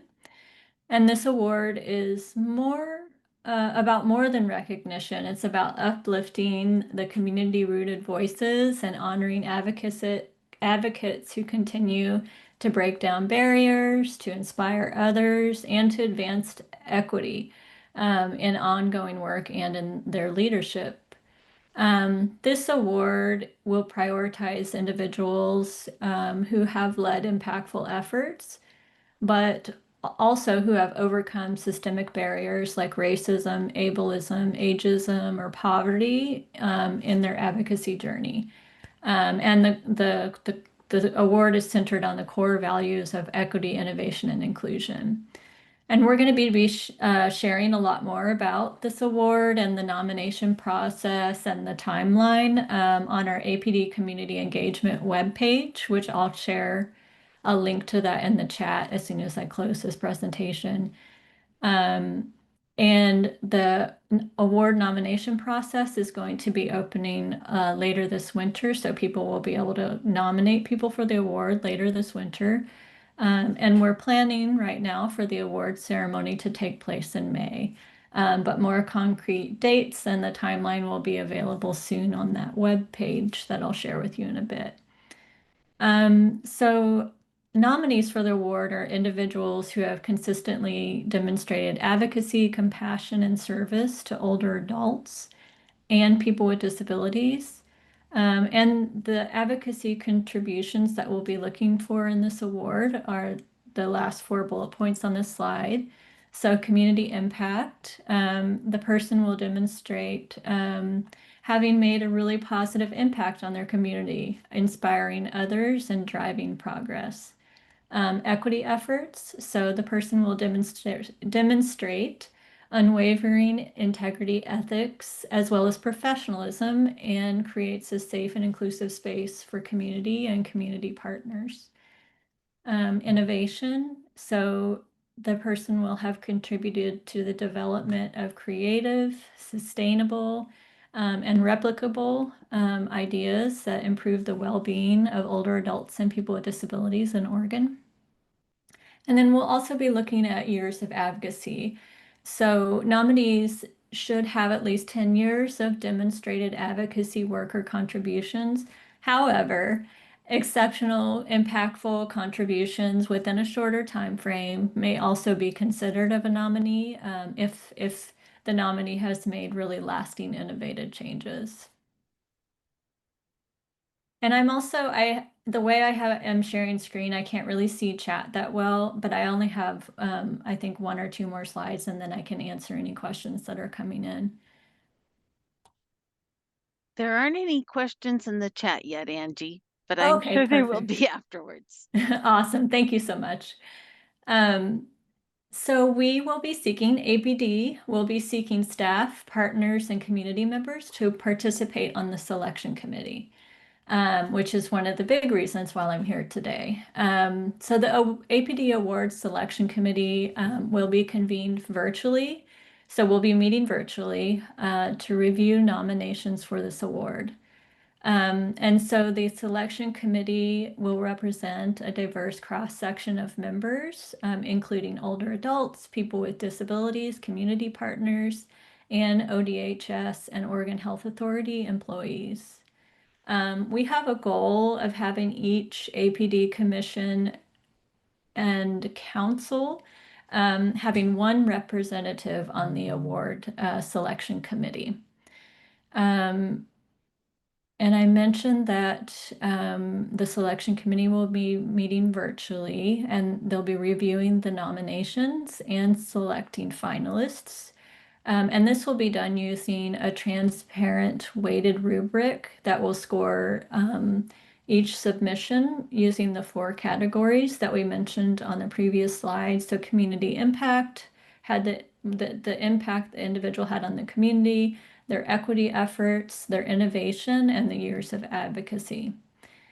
And I know this is a lot of information at once, and there'll be a lot more coming. I'll talk about this. There'll be more information coming out, things to read, websites to look at. But I also wanted to note 2 important things, that the selection committee members will not be paid for their time. It's a completely volunteer committee. And that the time commitment for the committee is estimated to be a maximum of 10 hours per month. Which includes 1 hour per week doing review and a maximum of 2 hours per week. It depends on the number of submissions that we get for the award. And some time may be needed outside of the meetings that we have scheduled. So some of the person's own time who's on the committee to do some reviews, depending on how that all works out in the time frame. And so later this fall, like I mentioned, we'll be seeking people to participate on the selection committee, and more details about that will be shared very soon, along with instructions on how to submit your name for participation on the committee. And another thing to note is that to avoid conflicts of interest, individuals that are serving on the selection committee cannot submit nominations for the award. And this just helps us avoid any real or perceived conflicts of interest in who receives the award. So if someone is really interested in nominating a deserving individual, we ask that they refrain from participating on the selection committee. And I don't have any written information to share today, but we do have some fact sheets and other things, the web page that will be updated and ready to go very soon. So be on the lookout for an email about that in the very near future. And I'm also, as soon as I turn off these slides, I will drop the link to the web page, the APD Community Engagement web page, where there will be a lot more information about this award shared. So I'm going to stop sharing so I can see everybody and see the questions that are in chat. Okay. And once we're done with questions, I'll drop that that link into the chat as well. So I see Mary has her hand up. I do. I'm delighted that that APD has started this award in honor of Ruth and Mr. Volpe, I think you said it was. Is there anything in the write-up about how this award got started and who it's in memory of, or was there any discussion of naming the award after these two individuals, or? Yeah, I think there had been. I think we went back and forth on that for a while, and we decided to go with just something that's not too long, that's easy to say and remember. But there is in the description of the information that will come out and what's on the website, it will have that little description on like where this came from and who it's honoring and such. So yes, that will be included so people can see that. Wonderful. I think that's Yeah. just great. Thank you. Yeah, thank you. Any other questions or comments or Angie, thoughts? could you please share that PowerPoint with me when we're done here? And I can, would it be all right for me to send it to the commissioners?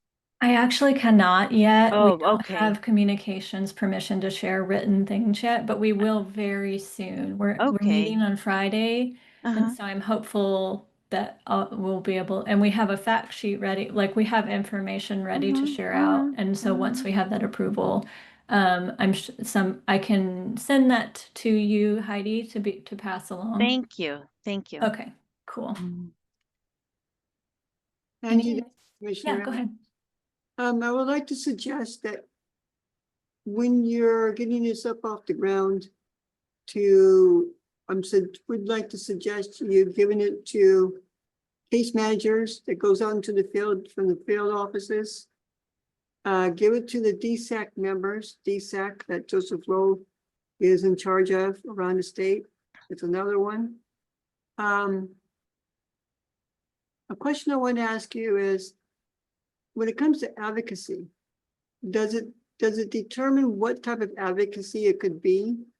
Like, for example, getting, say, for example, the city of Medford to do things for people with a disability, like sidewalks or anything like that, or is it just mainly concentrated for medical only?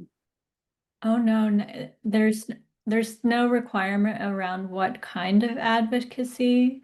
It'll be up to the person that it meets all of those things on what kind of advocacy it is. But we hope that whatever the advocacy is, that it's had a really big impact on people with disabilities and older adults in Oregon. So there's no restriction on kind of like the specific kind of advocacy other than having that impact. Okay, and I would sure like to see, if it's possible and not violating anything, for the state caregivers to be putting in nominations, if that's possible, for their consumers that they're working for, that maybe advocacy people that could help also. Okay.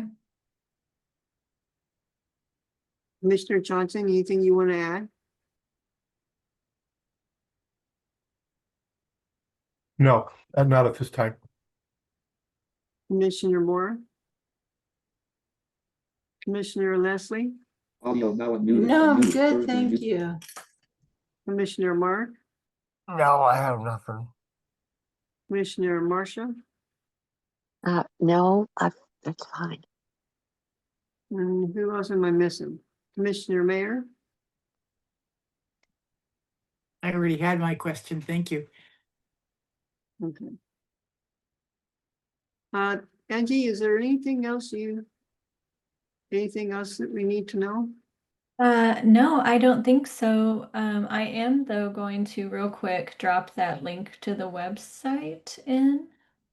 And that's where a lot of information about the award will be posted, just so that if you want to grab it, you'll have that. And that will also, though, be included in that email that I'll send to Heidi to send to everyone. But other than that, no, just thank you for giving me the space to be here today to share about this.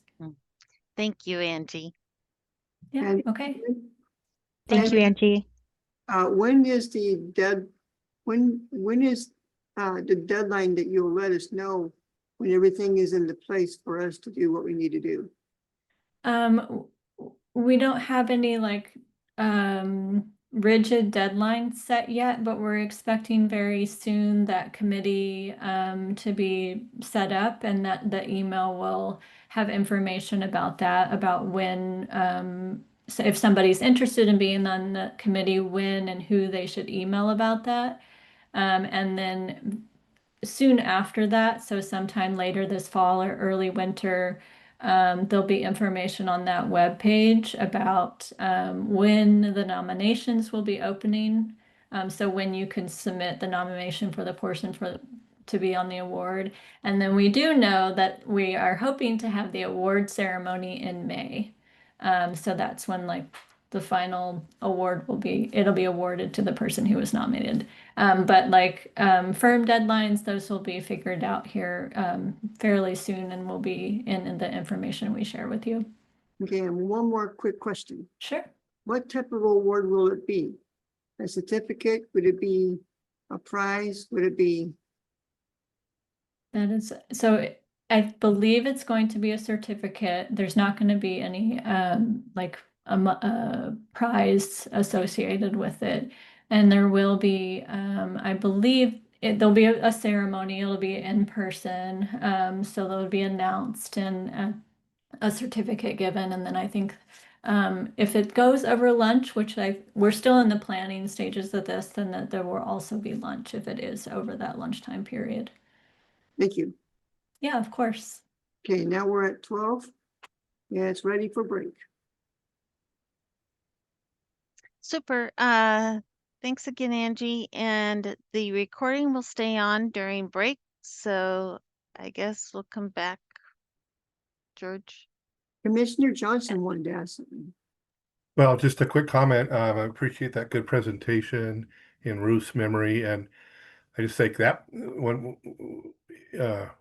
that happens and there are individuals nominated for that award, that could be also a good list of us of people that potentially could be part of the Home Care Commission if they're nominated for their advocacy and they receive services and so forth. So just crossed my mind that might be also a group that maybe some of those individuals would be interested in serving on the commission, whether or not they are the one that would receive the award. Anyway, just a comment. Great thought, Paul. Okay, I'll see you all back at 12:15.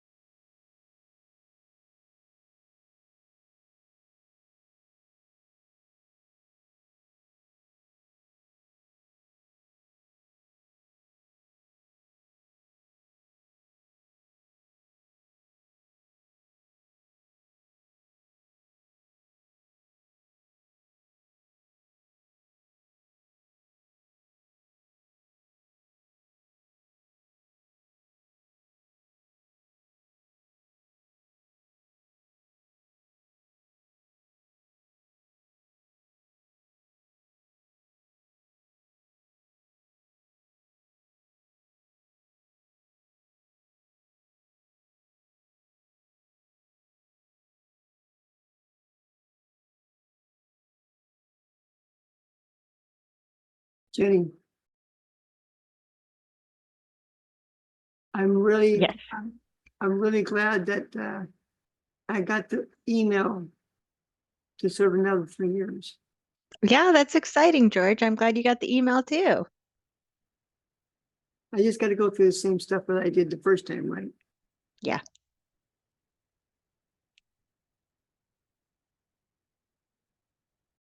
Welcome back, everybody. We're now back in business. Okay.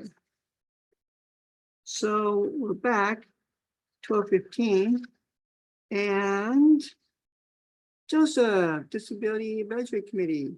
Cancel. Are you here? I am. How's it going? Good, good. You're up, my friend. All right. So just starting off, the DSEC quarterly that I do is coming up. The next one is slated for October 28th. The proposed agenda at this time is APD updates and agency recommended budget discussion. Jane Ellen Wadance will be presenting on that. Then an introduction, kind of like meet and greet for APD Safety and Regulatory Deputy Director, which is Carissa Neufeld. Quality improvement results update from Beth Jackson. And then we'll have Ellen Penny and Lacey John from OHA to come and talk about the Durable Medical Equipment Think Tank and Rules Advisory Committee updates. They had a Rules Advisory Committee, for those of you that may not have known, in August to make some revisions to the rules around our durable medical equipment process in Oregon. So that is going to be the updates that they give you there. Just updates on the DSACs themselves. You see their districts 1 and 3, 2, 4, 5, and 8 are currently moving along just fine as far as I can tell. They've not informed me of any red flags. Districts 6, 9, 11, and 12 is radio silent as of late. So I'm not sure what's going on with those. I do know that those districts actually don't have DSACs currently, and so that may be part of the silence, but we need them communicating so I can help them build the council.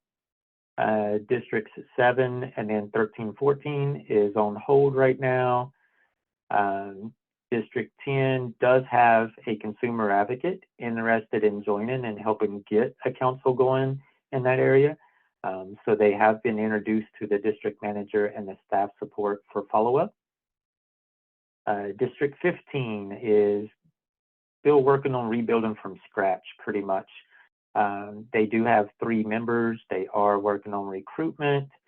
And I still attend their meetings to try to help get them back on track. District 16 is back down to 1 member, but they are doing just fine. With the progress not moving along the way we need it to for DSACs, I have met with the APD Director of Branch Operations to try coming up with courses of action to get those DSACs not only communicating with me, but seeing it as a priority in their districts so that we can get them moving.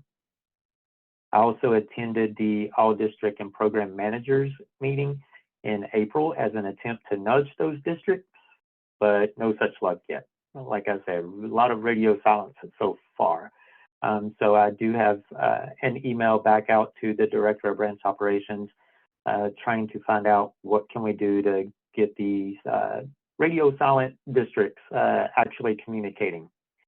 I did reach out to all the districts and try to collect the names of newspapers in each district. And I'm going to work with our communications team at ODHS and APD to do a statewide DSAC marketing campaign. And hopefully that will drum up some recruitment for us. Next thing I put on there was about the OHA and BUDS team and the members of the DME Think Tank work group meetings, providers, and OHA's Medicaid policy and rules analyst, Lacey John, did hold those DME racks that I talked about in August. I've not even received any updates myself yet. So the update they give y'all at the DSAC quarterly is definitely going to be new news to me as well. So that should be interesting.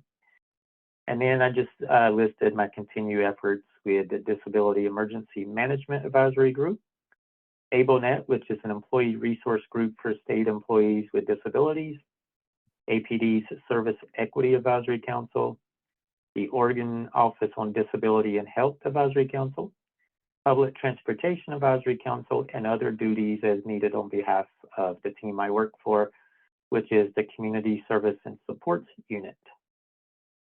And then I believe it was per request of y'all at a previous meeting to include the district's breakdown so that y'all know what counties are being talked about when I share the district info. So that is at the bottom of your update. That is it for me. Any questions? Yes, this is Commissioner Adams. What steps have you taken, Joseph, as far as bringing in more people for DSACs that you are missing? We've tried social media advertisements. There is an app now called Nextdoor, and you can target specific communities to be able to advertise. We have attempted that. We've put advertisements on all the major social media platforms. We have done some targeted outreach in newspapers in the past for certain districts, but we've not done a statewide campaign like what I'm trying to do now. So that's a new attempt, and we'll see how it goes. And then I've done in the past what is called community forums. Pre-pandemic, we did it in person. Since pandemic, we've done a couple of them virtually. And what we do is we advertise in an area that a community forum is coming, and we want to hear from people with disabilities in the area about what you are experiencing as either access barriers, service barriers, things like that in your area. And come to this meeting, we're going to give you a platform to speak. And during that process, we'll give them, about a half hour to 45 minutes to share their experiences. And then we introduce the district manager, any DSAC members that maybe is from that area, and myself, and what my job role is to the DSACs. And we educate them about the council, and we try to recruit the audience members to become DSAC members. Those have actually worked in the past, but a lot of the districts that currently does not have a council, like I said, they're not communicating with me, and so it's kind of hard to coordinate and schedule things when I'm not getting communications. So we got to get these districts working with me, and we'll see the numbers that start growing. There is, I'm sure even the Home Care Commission has experienced this, but there is the difficulties right now with recruitment. Not everybody is interested in getting back to the table and being involved the way they were pre-pandemic. Even employment is that way. We're not seeing people wanting to go back to work as much as they were pre-pandemic. So there is that struggle out there, but I think if we can get the communications with the districts going back and forth with me, that we will see it change, and we'll start seeing people want to come to the table again. Do you see something that needs to be done basically with how to get people to these meetings that may have problems getting there, and distance is transportation? Because I know gas prices have been going up and will be going up here soon in the state of Oregon. Well, I've encouraged all the current councils to adopt a hybrid method, that if you want to be in person, because a lot of advocates do prefer to be in person, that camaraderie that you build together and being able to network and get to know each other, that is always a benefit. And so a lot of advocates do prefer that, but I know transportation is an issue. I also know that sometimes people just don't leave their homes, whether it's their disability or maybe a underlying health condition or whatever that doesn't allow them to get out in the community. I know that's an issue. So I've really pushed for the hybrid method, get people to do the in-person for your members that want to be there, but still offer the virtual option. We know that, you know, I'm one of the advocates. I love being in person, but at the same time, I remember from my days as the advocate, I could get up that morning with all intent purposes to show up to the meeting, and maybe something happens with my car, or maybe I end up being sick after waking up and moving around. So having that virtual option, even as an alternate for your members that want to be there in person, is just wise strategy. And so I'm trying to get that to be a new kind of like regular standing practice. And that way, for people that do have difficulties showing up in person or maybe don't feel comfortable being in person, still will have the opportunity to participate.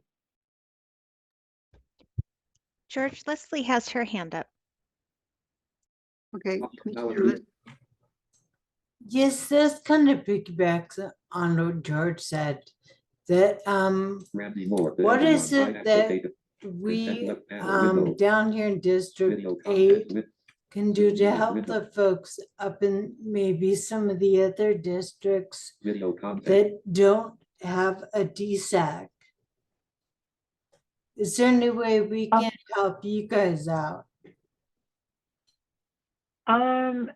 You know, I definitely appreciate your DSAC. Your DSAC is probably one of my most active ones right now. So thank you for the work y'all are doing. Y'all are crushing it in your area.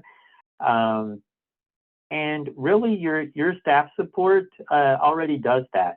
I know Sharon retired and y'all have Diana in place now, but they've always been really good at kind of being a mentor to other staff supports. And so I have actually referred staff supports to them and let them ask questions and talk about best practices and experiences and things like that. And that has helped a couple of the districts that currently have councils now. So I think y'all are already doing it, but if I come up with extra ways, I will definitely let you know. Right on. Thank you very much. Is there other commissioners who'd like to ask Joseph a question? Mr. Johnson?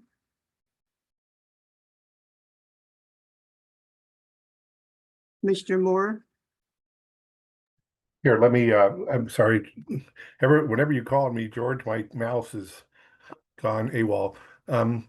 I wanted to say I appreciate Joseph every time he comes prepared with good information and you're active, and I appreciate your helpful attitude and some of the challenges you're facing. We've been talking about today too, as far as recruiting, for the commission, which you're familiar with as well.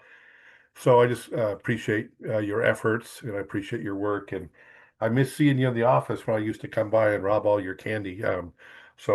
Anyway, maybe someday we'll be able to do that again. Thanks, Joseph, for your work. Appreciate it. Yeah, thank you. No, I miss the office too. I enjoyed being the candy man. It got everybody to come to my desk. Commissioner Mayor?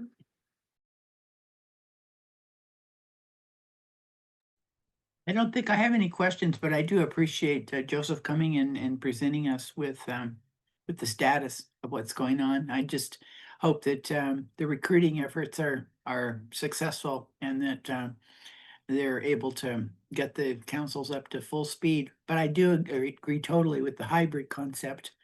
I noticed that all of the meetings that I'm attending recently seem to have that option, and I think it's optimal. So I would press on with that for sure. Thank you. Commissioner Marcia? I just want to thank Joseph again for being such a good encourager and teacher in advocacy.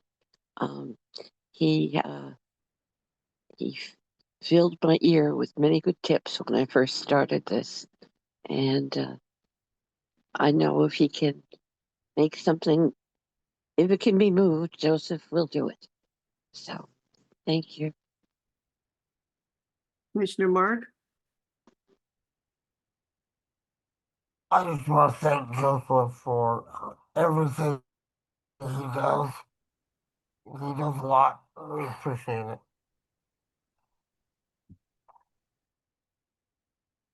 All right. Well, thank y'all. I mean, that's definitely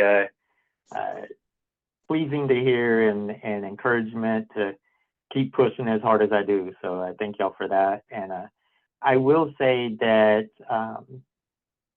I was in the Disability Emergency Management Advisory Council meeting this morning. I mentioned that as part of my continued ongoing work and my update. And we had a presentation that I believe it was by Pacific Power, or I'm hoping I'm saying the name right. And they are working on some things for emergency preparedness for our aging and people with disabilities population, making sure that, you know, when there's power outages, we're still able to get services and help that we need and things like that. And so we did give them your information, Jenny. We wanted them to connect with the Home Care Commission and maybe do a presentation about the things that they're working on for accessibility and access and things like that during emergencies. And we thought that the network the commission has would be a great partnership for them. Thank you so much, Joseph. Joseph, just Commissioner Adams, wanted to relate to you that I don't know if you're aware of a advocacy program that's being put together with the commission, with some type of committee. I suggested that once they get things together, for them to get with you on the DSACs, on advocacy, on the award stuff. So. Okay. Yeah, definitely. They can reach out to me anytime. I would like to suggest also that maybe you might want to put maybe incentives in to maybe lure people in on the DSACs if you choose to. Well, the incentive that we do have right now is it doesn't help for those that are in virtual, but if they participate in person, they still get their travel reimbursements covered. We don't do per diems like the commissions do because of the concern of how it could impact your benefits, because it is seen as a taxable income. And so we don't do that with the DSACs. But I know that there is a lot of board administrators that does a kind of a support group meeting of board administrators. And I know Heidi attends it. I believe I've seen Jenny there a few times. And the work that that group out of the board administrators is doing is trying to find a way that we could get it approved for the per diems to possibly not be seen as taxable income for people with disabilities that are receiving Medicaid services. That way it's not going to impact the benefits. Don't know if that's going to happen. I mean, it's been conversation that's been going on ever since the rate increase on the per diem. And I know there was legislation at one point that was trying to get it to not do that and be able to protect your benefits. So I don't know that it's going to happen, but that is a discussion. If that does occur, then yes, I will chat with APD leadership and see if we can't get per diems at the DSAC level as well. If we are able to do that, I do think you would start seeing some people show interest too, which I am on the fence about, because then I feel like you're joining just to get the money instead of being an advocate. But you know, I understand there are times that people need that incentive to be able to participate. So we are definitely keeping it on the radar. Thank you. I did join the commission just for the peanut butter cookies, but those are gone now. Hey, I came for the lemon bars and the sandwiches from Little what was it, Little Lois? Yeah, I love that stuff. Thank you for pulling for us on the redeems and services, Joseph. Yeah, thank you. Okay, so you can stay on if you choose to. We're going to go on to the next thing, which is Cassie, Oregon Health Authority. Go ahead. Yeah. Hi, good afternoon, everyone. Thanks for having me.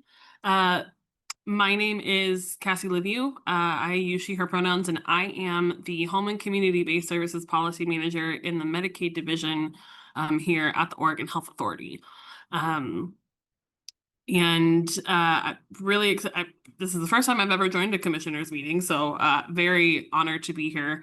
I wanted to take a moment and give you guys just a quick kind of high level of how home and community-based services work here at OHA, and then mostly leave room for questions if y'all have any. So I'll start by saying the home and community-based services that OHA offers are for individuals who are over 21 years old and have a diagnosed chronic mental illness or severe and persistent mental illness. In addition to that piece of eligibility requirement, there's also a requirement that they need assistance with at least one ADL or two IADLs per month for over a period of 30 days. Other than general Medicaid eligibility. And this kind of shows up in a couple different ways in our systems over here. So we primarily use our 1915I or HCBS authority in our residential space. So this is how folks get services inside residential treatment facilities and residential treatment homes, as well as adult foster homes and independent living settings. On the independent living side, there are a ton of services. Well, I guess I shouldn't say a ton. We are operationalizing a lot of services over the next year and a half, but what we have available right now is our state plan personal care. So that's in-home care for folks who have a need for that as a result of a behavioral health condition. We're also going to be operationalizing soon a similar benefit on our 1915I side. The main difference between those two services is going to be y'all might be aware, but on the state plan personal care side, there's an hours cap. So you can go up to 270 hours per year. For the 1915I program, we wouldn't have that kind of a cap. So it really allows folks who have a higher level of need, maybe they need more than one personal care attendant or additional services inside their home. It gives a little bit more flexibility there. And alongside our partners at APD, we are also going to be launching our Agency with Choice program. So that will also be available to folks who have mental health or behavioral health needs, which is a big win because a lot of our providers, especially from hospital settings and other acute care settings, have expressed an interest in having an option that takes some of the administrative burden away from the beneficiary, because navigating some of those requirements to be an employer of your PCA can be really challenging for someone, especially if they're leaving an acute care setting or a hospitalized setting or an institutional setting. So we're really excited to bring that on board. We do also have some benefits that we're working to bring online here in the next about year and a half or so, including transition supports for folks who are leaving institutional settings, including the Oregon State Hospital. We're also going to be pulling online home delivered meals, community transportation to non-medical appointments or community activities, and pest eradication services, really with the aim of helping people stay safely in their homes rather than needing to be placed in institutional settings if we can provide those intervening services much earlier. So I'll pause there to see if y'all have any questions about our home and community-based services program here in Oregon. If there's anything that you've heard that you would like clarity on, I'm happy to do that.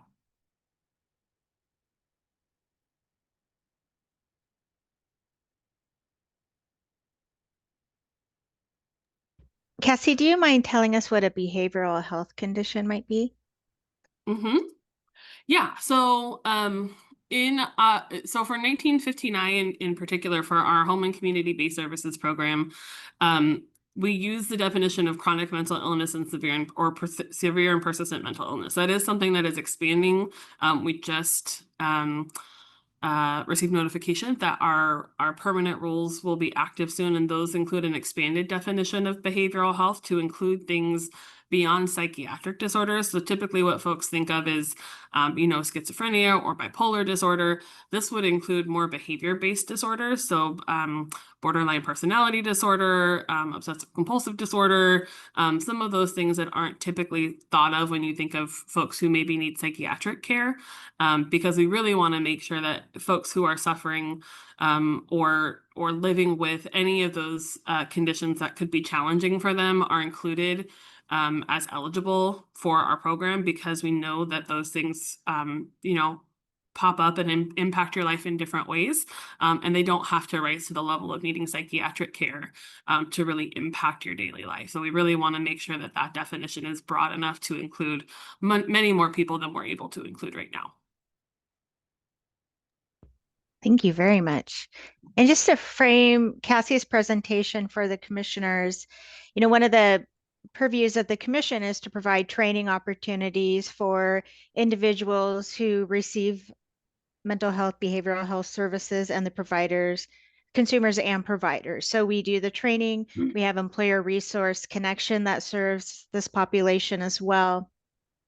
Cassie, I know there's always an interest in knowing how the commission and the commissioners can support the work that you do, how we can work together. We're always looking for consumers who receive in-home services to join our commission.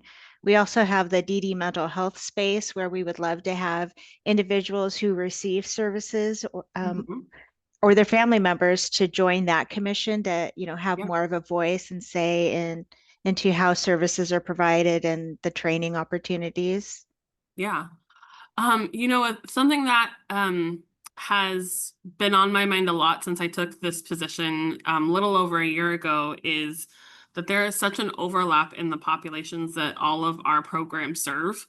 And that was made very apparent when Jenny and I were at the HCBS conference was it August, Jenny? Is that how long ago it was? That there are so many people who need these types of services that have conditions that overlap and exacerbate each other or present differently. For mental health in particular, we know that some of those things can be episodic, right? Sometimes you're doing well. Sometimes an event happens and that means that you're not doing well.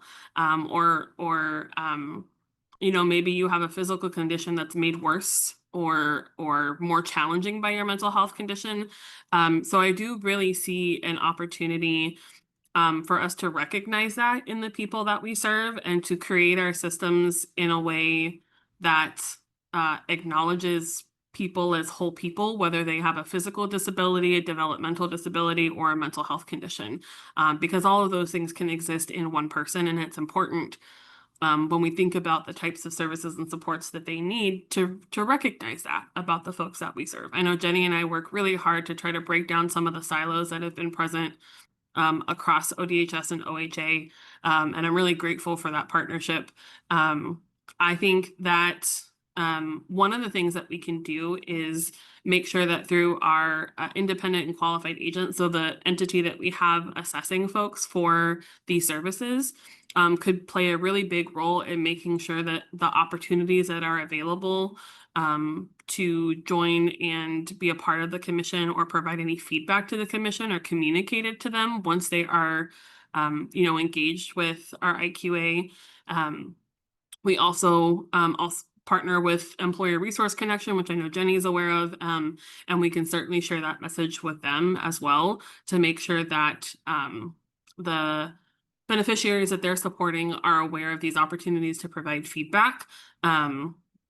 And I know that when we engage with, our residential providers or our county mental health programs, they often have questions about in-home services and how they can really utilize those to support people transitioning out of their care. And that's kind of a hot button topic right now when we're talking about residential treatment. So that's an area I also think where we could maybe provide y'all with some feedback about what that transition could look like and how the commission could really support making sure that in-home services are available and that statewide there's education and outreach happening so that people know that those services are available to individuals who are living with mental health or behavioral health needs. Commissioner Mayor, any questions for her? I'm just wondering, is your agency impacted at all by the government shutdown? In other words, are you dependent on any federal funding that you see might impact any of your programs? As far as I know, we have not been impacted yet. And I say yet because these are very uncertain times, so we don't really know what's going to happen. We do receive a federal match for our home and community-based services programs, but as of right now, the shutdown does not and will not have any impact, at least for the month of October, for people receiving services. So all of our folks who are in residential treatment who will continue to receive those services. Everyone who's receiving personal care services through our program will also continue to receive those services. But we are, my management team at OHA meets twice a week, kind of earlier than 8 o'clock before people start messaging us so that we can focus as a management team to talk about the things that we're hearing at the federal level, to talk about any new updates or developments that may have happened, you know, while we're all out there living our lives and being with our families. So we try to make sure that we are staying on top of those things that are happening. And we all kind of represent different areas of the agency. So we have my team, which focuses on home and community-based services, but we also have a team focusing on children and families and, you know, other behavioral health providers, federally qualified health centers. So we all are kind of bringing different perspectives to those conversations and different concerns. And it's been really helpful to talk through that with our management team and think about maybe some downstream impacts or unintended consequences that we haven't been able to predict yet. So actively engaged in that conversation, and I'm definitely happy to share anything that I find out with Jenny so she can pass it along to y'all. That would be very helpful. I have a second question also. Yeah. I just recently got my COVID booster, I guess you'd call it. Yeah. And I was kind of concerned initially that we had to have a doctor's prescription in order to order it, and then that was taken away a week later, so that's good. But the state of Oregon, are we going to be receiving those shots free, quote unquote, or do you anticipate that there will be a charge down the line? That's a great question. The scope of my work isn't really tied to the vaccination happenings that are going on, but we do have a manager in our team who is really focused on vaccinations. So I will connect with him and see if I can get that answer for you, Mary, and I'm happy to share that back. Thanks very much. I appreciate that. My pleasure. Mr. Johnson, any questions? No, I'm glad that you're here, and I'm glad to be able to hear more about your programs and the parallels to our work as well. So thank you for coming. Yeah, thanks for having me. And Jenny, I will send you over some materials from our webinars to share with the commission. They do have some opportunities for engagement that my team puts on. So we meet monthly. We provide monthly provider webinars for our residential providers, our county mental health programs. We do also have partners from the Office of Aging and People with Disabilities and the Office of Developmental Disability Services attend those as well, because we get a lot of questions for our partners. We want to make sure that we have the right folks in the room to answer those. Yeah, I went to that. I presented last time, and I'd really like to come back and talk specifically about the commission. Yeah, absolutely. I would love to do that. And if we want to invite anybody from the commission to speak on that, I think that would be very welcomed. Oh, great. So I'll make sure to send some materials to Jenny. I'll also include the link to our 1915I website. We have a training and education page, but we've also got specific pages dedicated to consumers and providers to really help them navigate the different ways that they engage with our system. I will drop our 1915I policy inbox as well. That way, if you guys have any questions, that box is monitored by my team daily. So there will be someone to answer your questions if you can't get a hold of me. Commissioner Mark, any questions for her? No, I don't. Commissioner Marcia?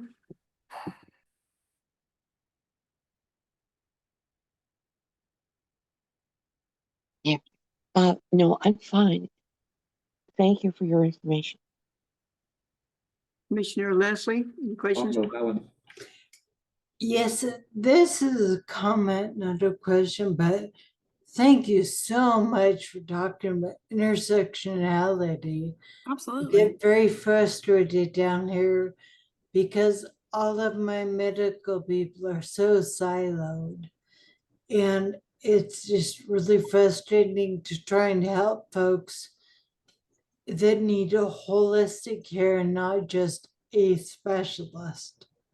So thank you. Yeah, my pleasure. And I am sorry to hear that you deal with that.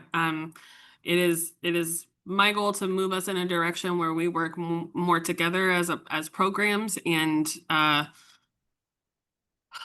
acknowledge those intersections, because when we don't, they are harmful to people. So that is always my goal, is to push us more towards recognizing that and treating people as whole people with all of their quirks, conditions, strengths, all of that included. Right. Thank you. My pleasure. Commissioner Moore, any questions for her? No, I don't have any questions, but I want to reiterate the thank you for breaking down the silos by coming and talking to us. We really appreciate that effort. Oh, absolutely. And Jenny has an open invitation to invite me back to give any updates for y'all that you would like. I'm happy to be here. And this is Commissioner Adams. Cassie, can you tell me when this first started in the home care business with the Oregon OHA? Oh, good. That's a really good question. I believe we did, well, I don't know if it included in-home care services, but our 1915I program, I want to say, started back in 2016, but don't quote me on that. I have to look it up. But that's when our 1915I program, so the larger Medicaid authority that allows us to provide some of these services. Our state plan personal care, I would have to double check on, because I know that both ODHS and OHA have kind of separate federal waivers that kind of govern how we provide those services. We're actually both in the process of updating those right now for our Agency with Choice program. But I want to say it's been at least over a decade, maybe longer than that. But I've only been in this space again for about 1.5 years, so I still have lots to learn. Thank you for keeping us apprised of all this. Absolutely. And I did get something in the email from OHA specifying all of these new things that are new rules that are wanting people to go over here in October 15th and 16th. Do you have any answers for those? Yes. So those are, I believe those are rules around our changes to our 1959 program as a result of our Agency with Choice program coming online. So what we really wanted was to make sure that we cast a really wide net for feedback on those rules before they went live. So these are program rules here at the Oregon Health Authority for both our 1915I program and new rules for in-home personal care, which is how we're going to operationalize those services under our 1915I authority. So again, we really want to make sure that we are incredibly inclusive with our feedback. Again, recognizing intersectionality and knowing that multiple populations could benefit from these services, we want to make sure that we are including as many perspectives as possible. That is the purpose for that communication is if you have the time and the ability to review those and provide some feedback, we'd be very grateful. And that's the one with the CCO the NEMT, the, Oh, gotcha. the one with the special needs, that's the one I received. I gave them to all the commissioners.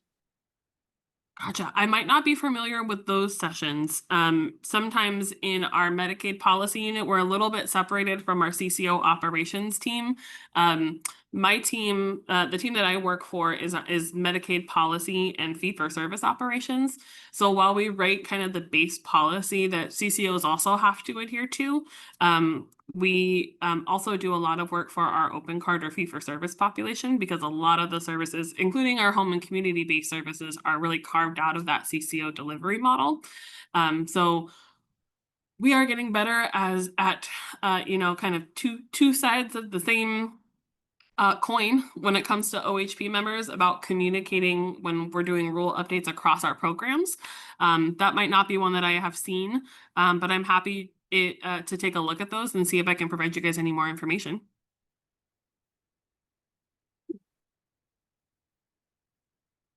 No more questions? Going, gone. Thank you for, you can stay on if you like for the rest of the meeting, or you can. Thank you guys very much. You're welcome. Thank you, Cassie. I'd like to give David the rest of the 5 minutes to do his workforce thing that we're supposed to do. I actually think I get to talk about the strategic plan. Is that correct, Jenny? Is that what I'm being Yep. told, boss? Yep, that's it. Well, hello everybody. David Scott Viney again. Just want to make sure that we're talking about the strategic plan. There was lots of discussion around it today, and really appreciated the emphasis and wanting to keep moving it forward. All of you put in so much good work into it, and we want to keep it guiding us here. And I know that is super important for us. We've been working on how we can move it forward already, right? I've been at lots of meetings. Jenny and I have both been spreading the word, getting more connections to for people to know who we are. We want to get the word out to all across Oregon about who we are and what we do and why it is important. So that's definitely been happening. But next month, I'm going to be pulling together a little report for us so that we can look at some visuals for what the progress we have made on the strategic plan has been, and then what that kind of looks like going into 2026. And as Mary said, and as all of you know, we've kind of been viewing this as a living document, something that can be changed and developed, and continue to spread out and adapted as we need it to. So after the report next month, maybe we can talk some more in December, early January, to see what any changes that we might need to make and adaptations. So yeah. Is there anything you want us to vote on? No, not at the moment. Possibly we'll have something after we look at the plan again and open it up to make any adjustments and changes we need to. Okay. Anybody wants to ask David a question? Commissioners? Nobody? Before we adjourn, I would like to let the commissioners know I just sent you an email at break on the tribal meeting that's coming up from Washington, D.C. Did you all get that?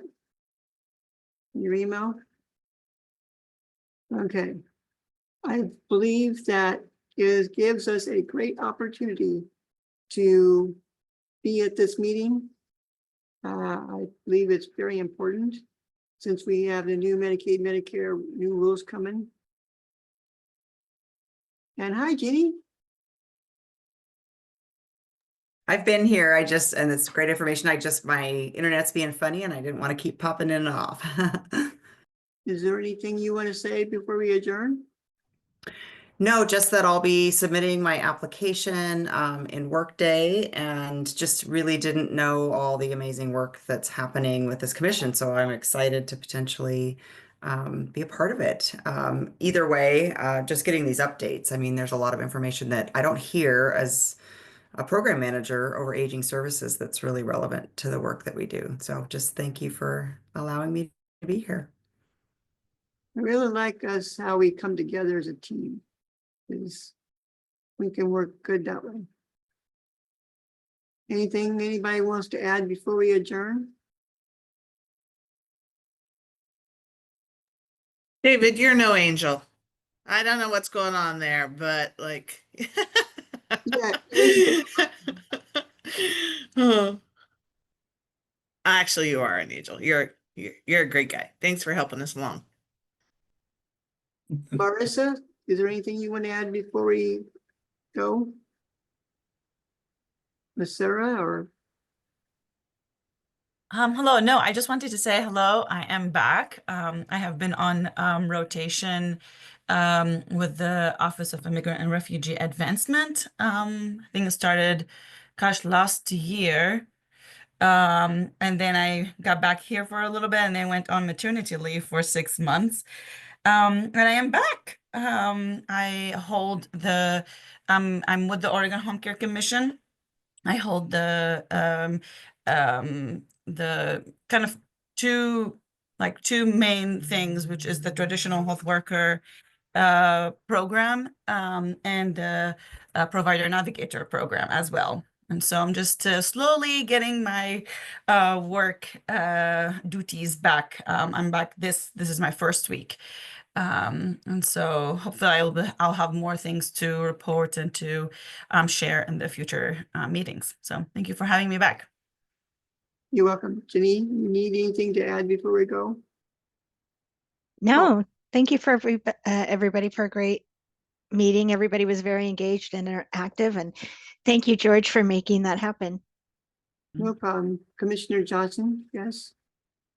Yeah, sorry, I thought about mentioning this and then the presentations, and so I don't want to just tack it on here at the end, but I was thinking about recruitment, and I don't know if this is a good idea or not, even probably not, but I wonder, sometimes, like many times local offices, local branch offices have a huddle or they have maybe some training for their staff within that office, that type of thing. And so Ginny, I was thinking, and again, this may be an idea that worthwhile or maybe not.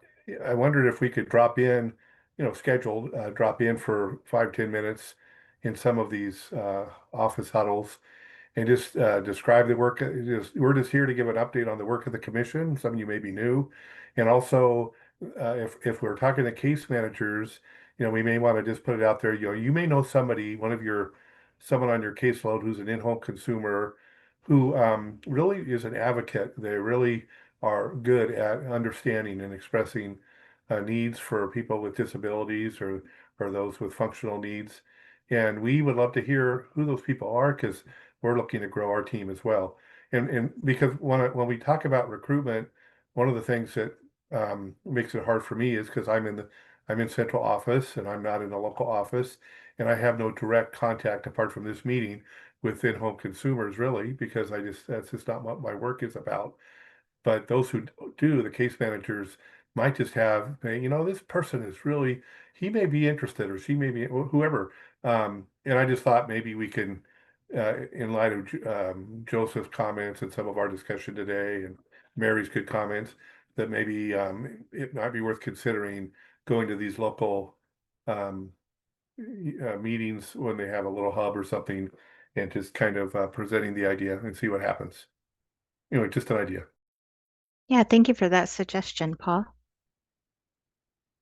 Okay, since there's nothing more, be safe, feel safe, and I'll see you at the next meeting in November. Okay. Thanks, George. Cheerio. Thanks, everybody. Good to see you. Guys. Bye.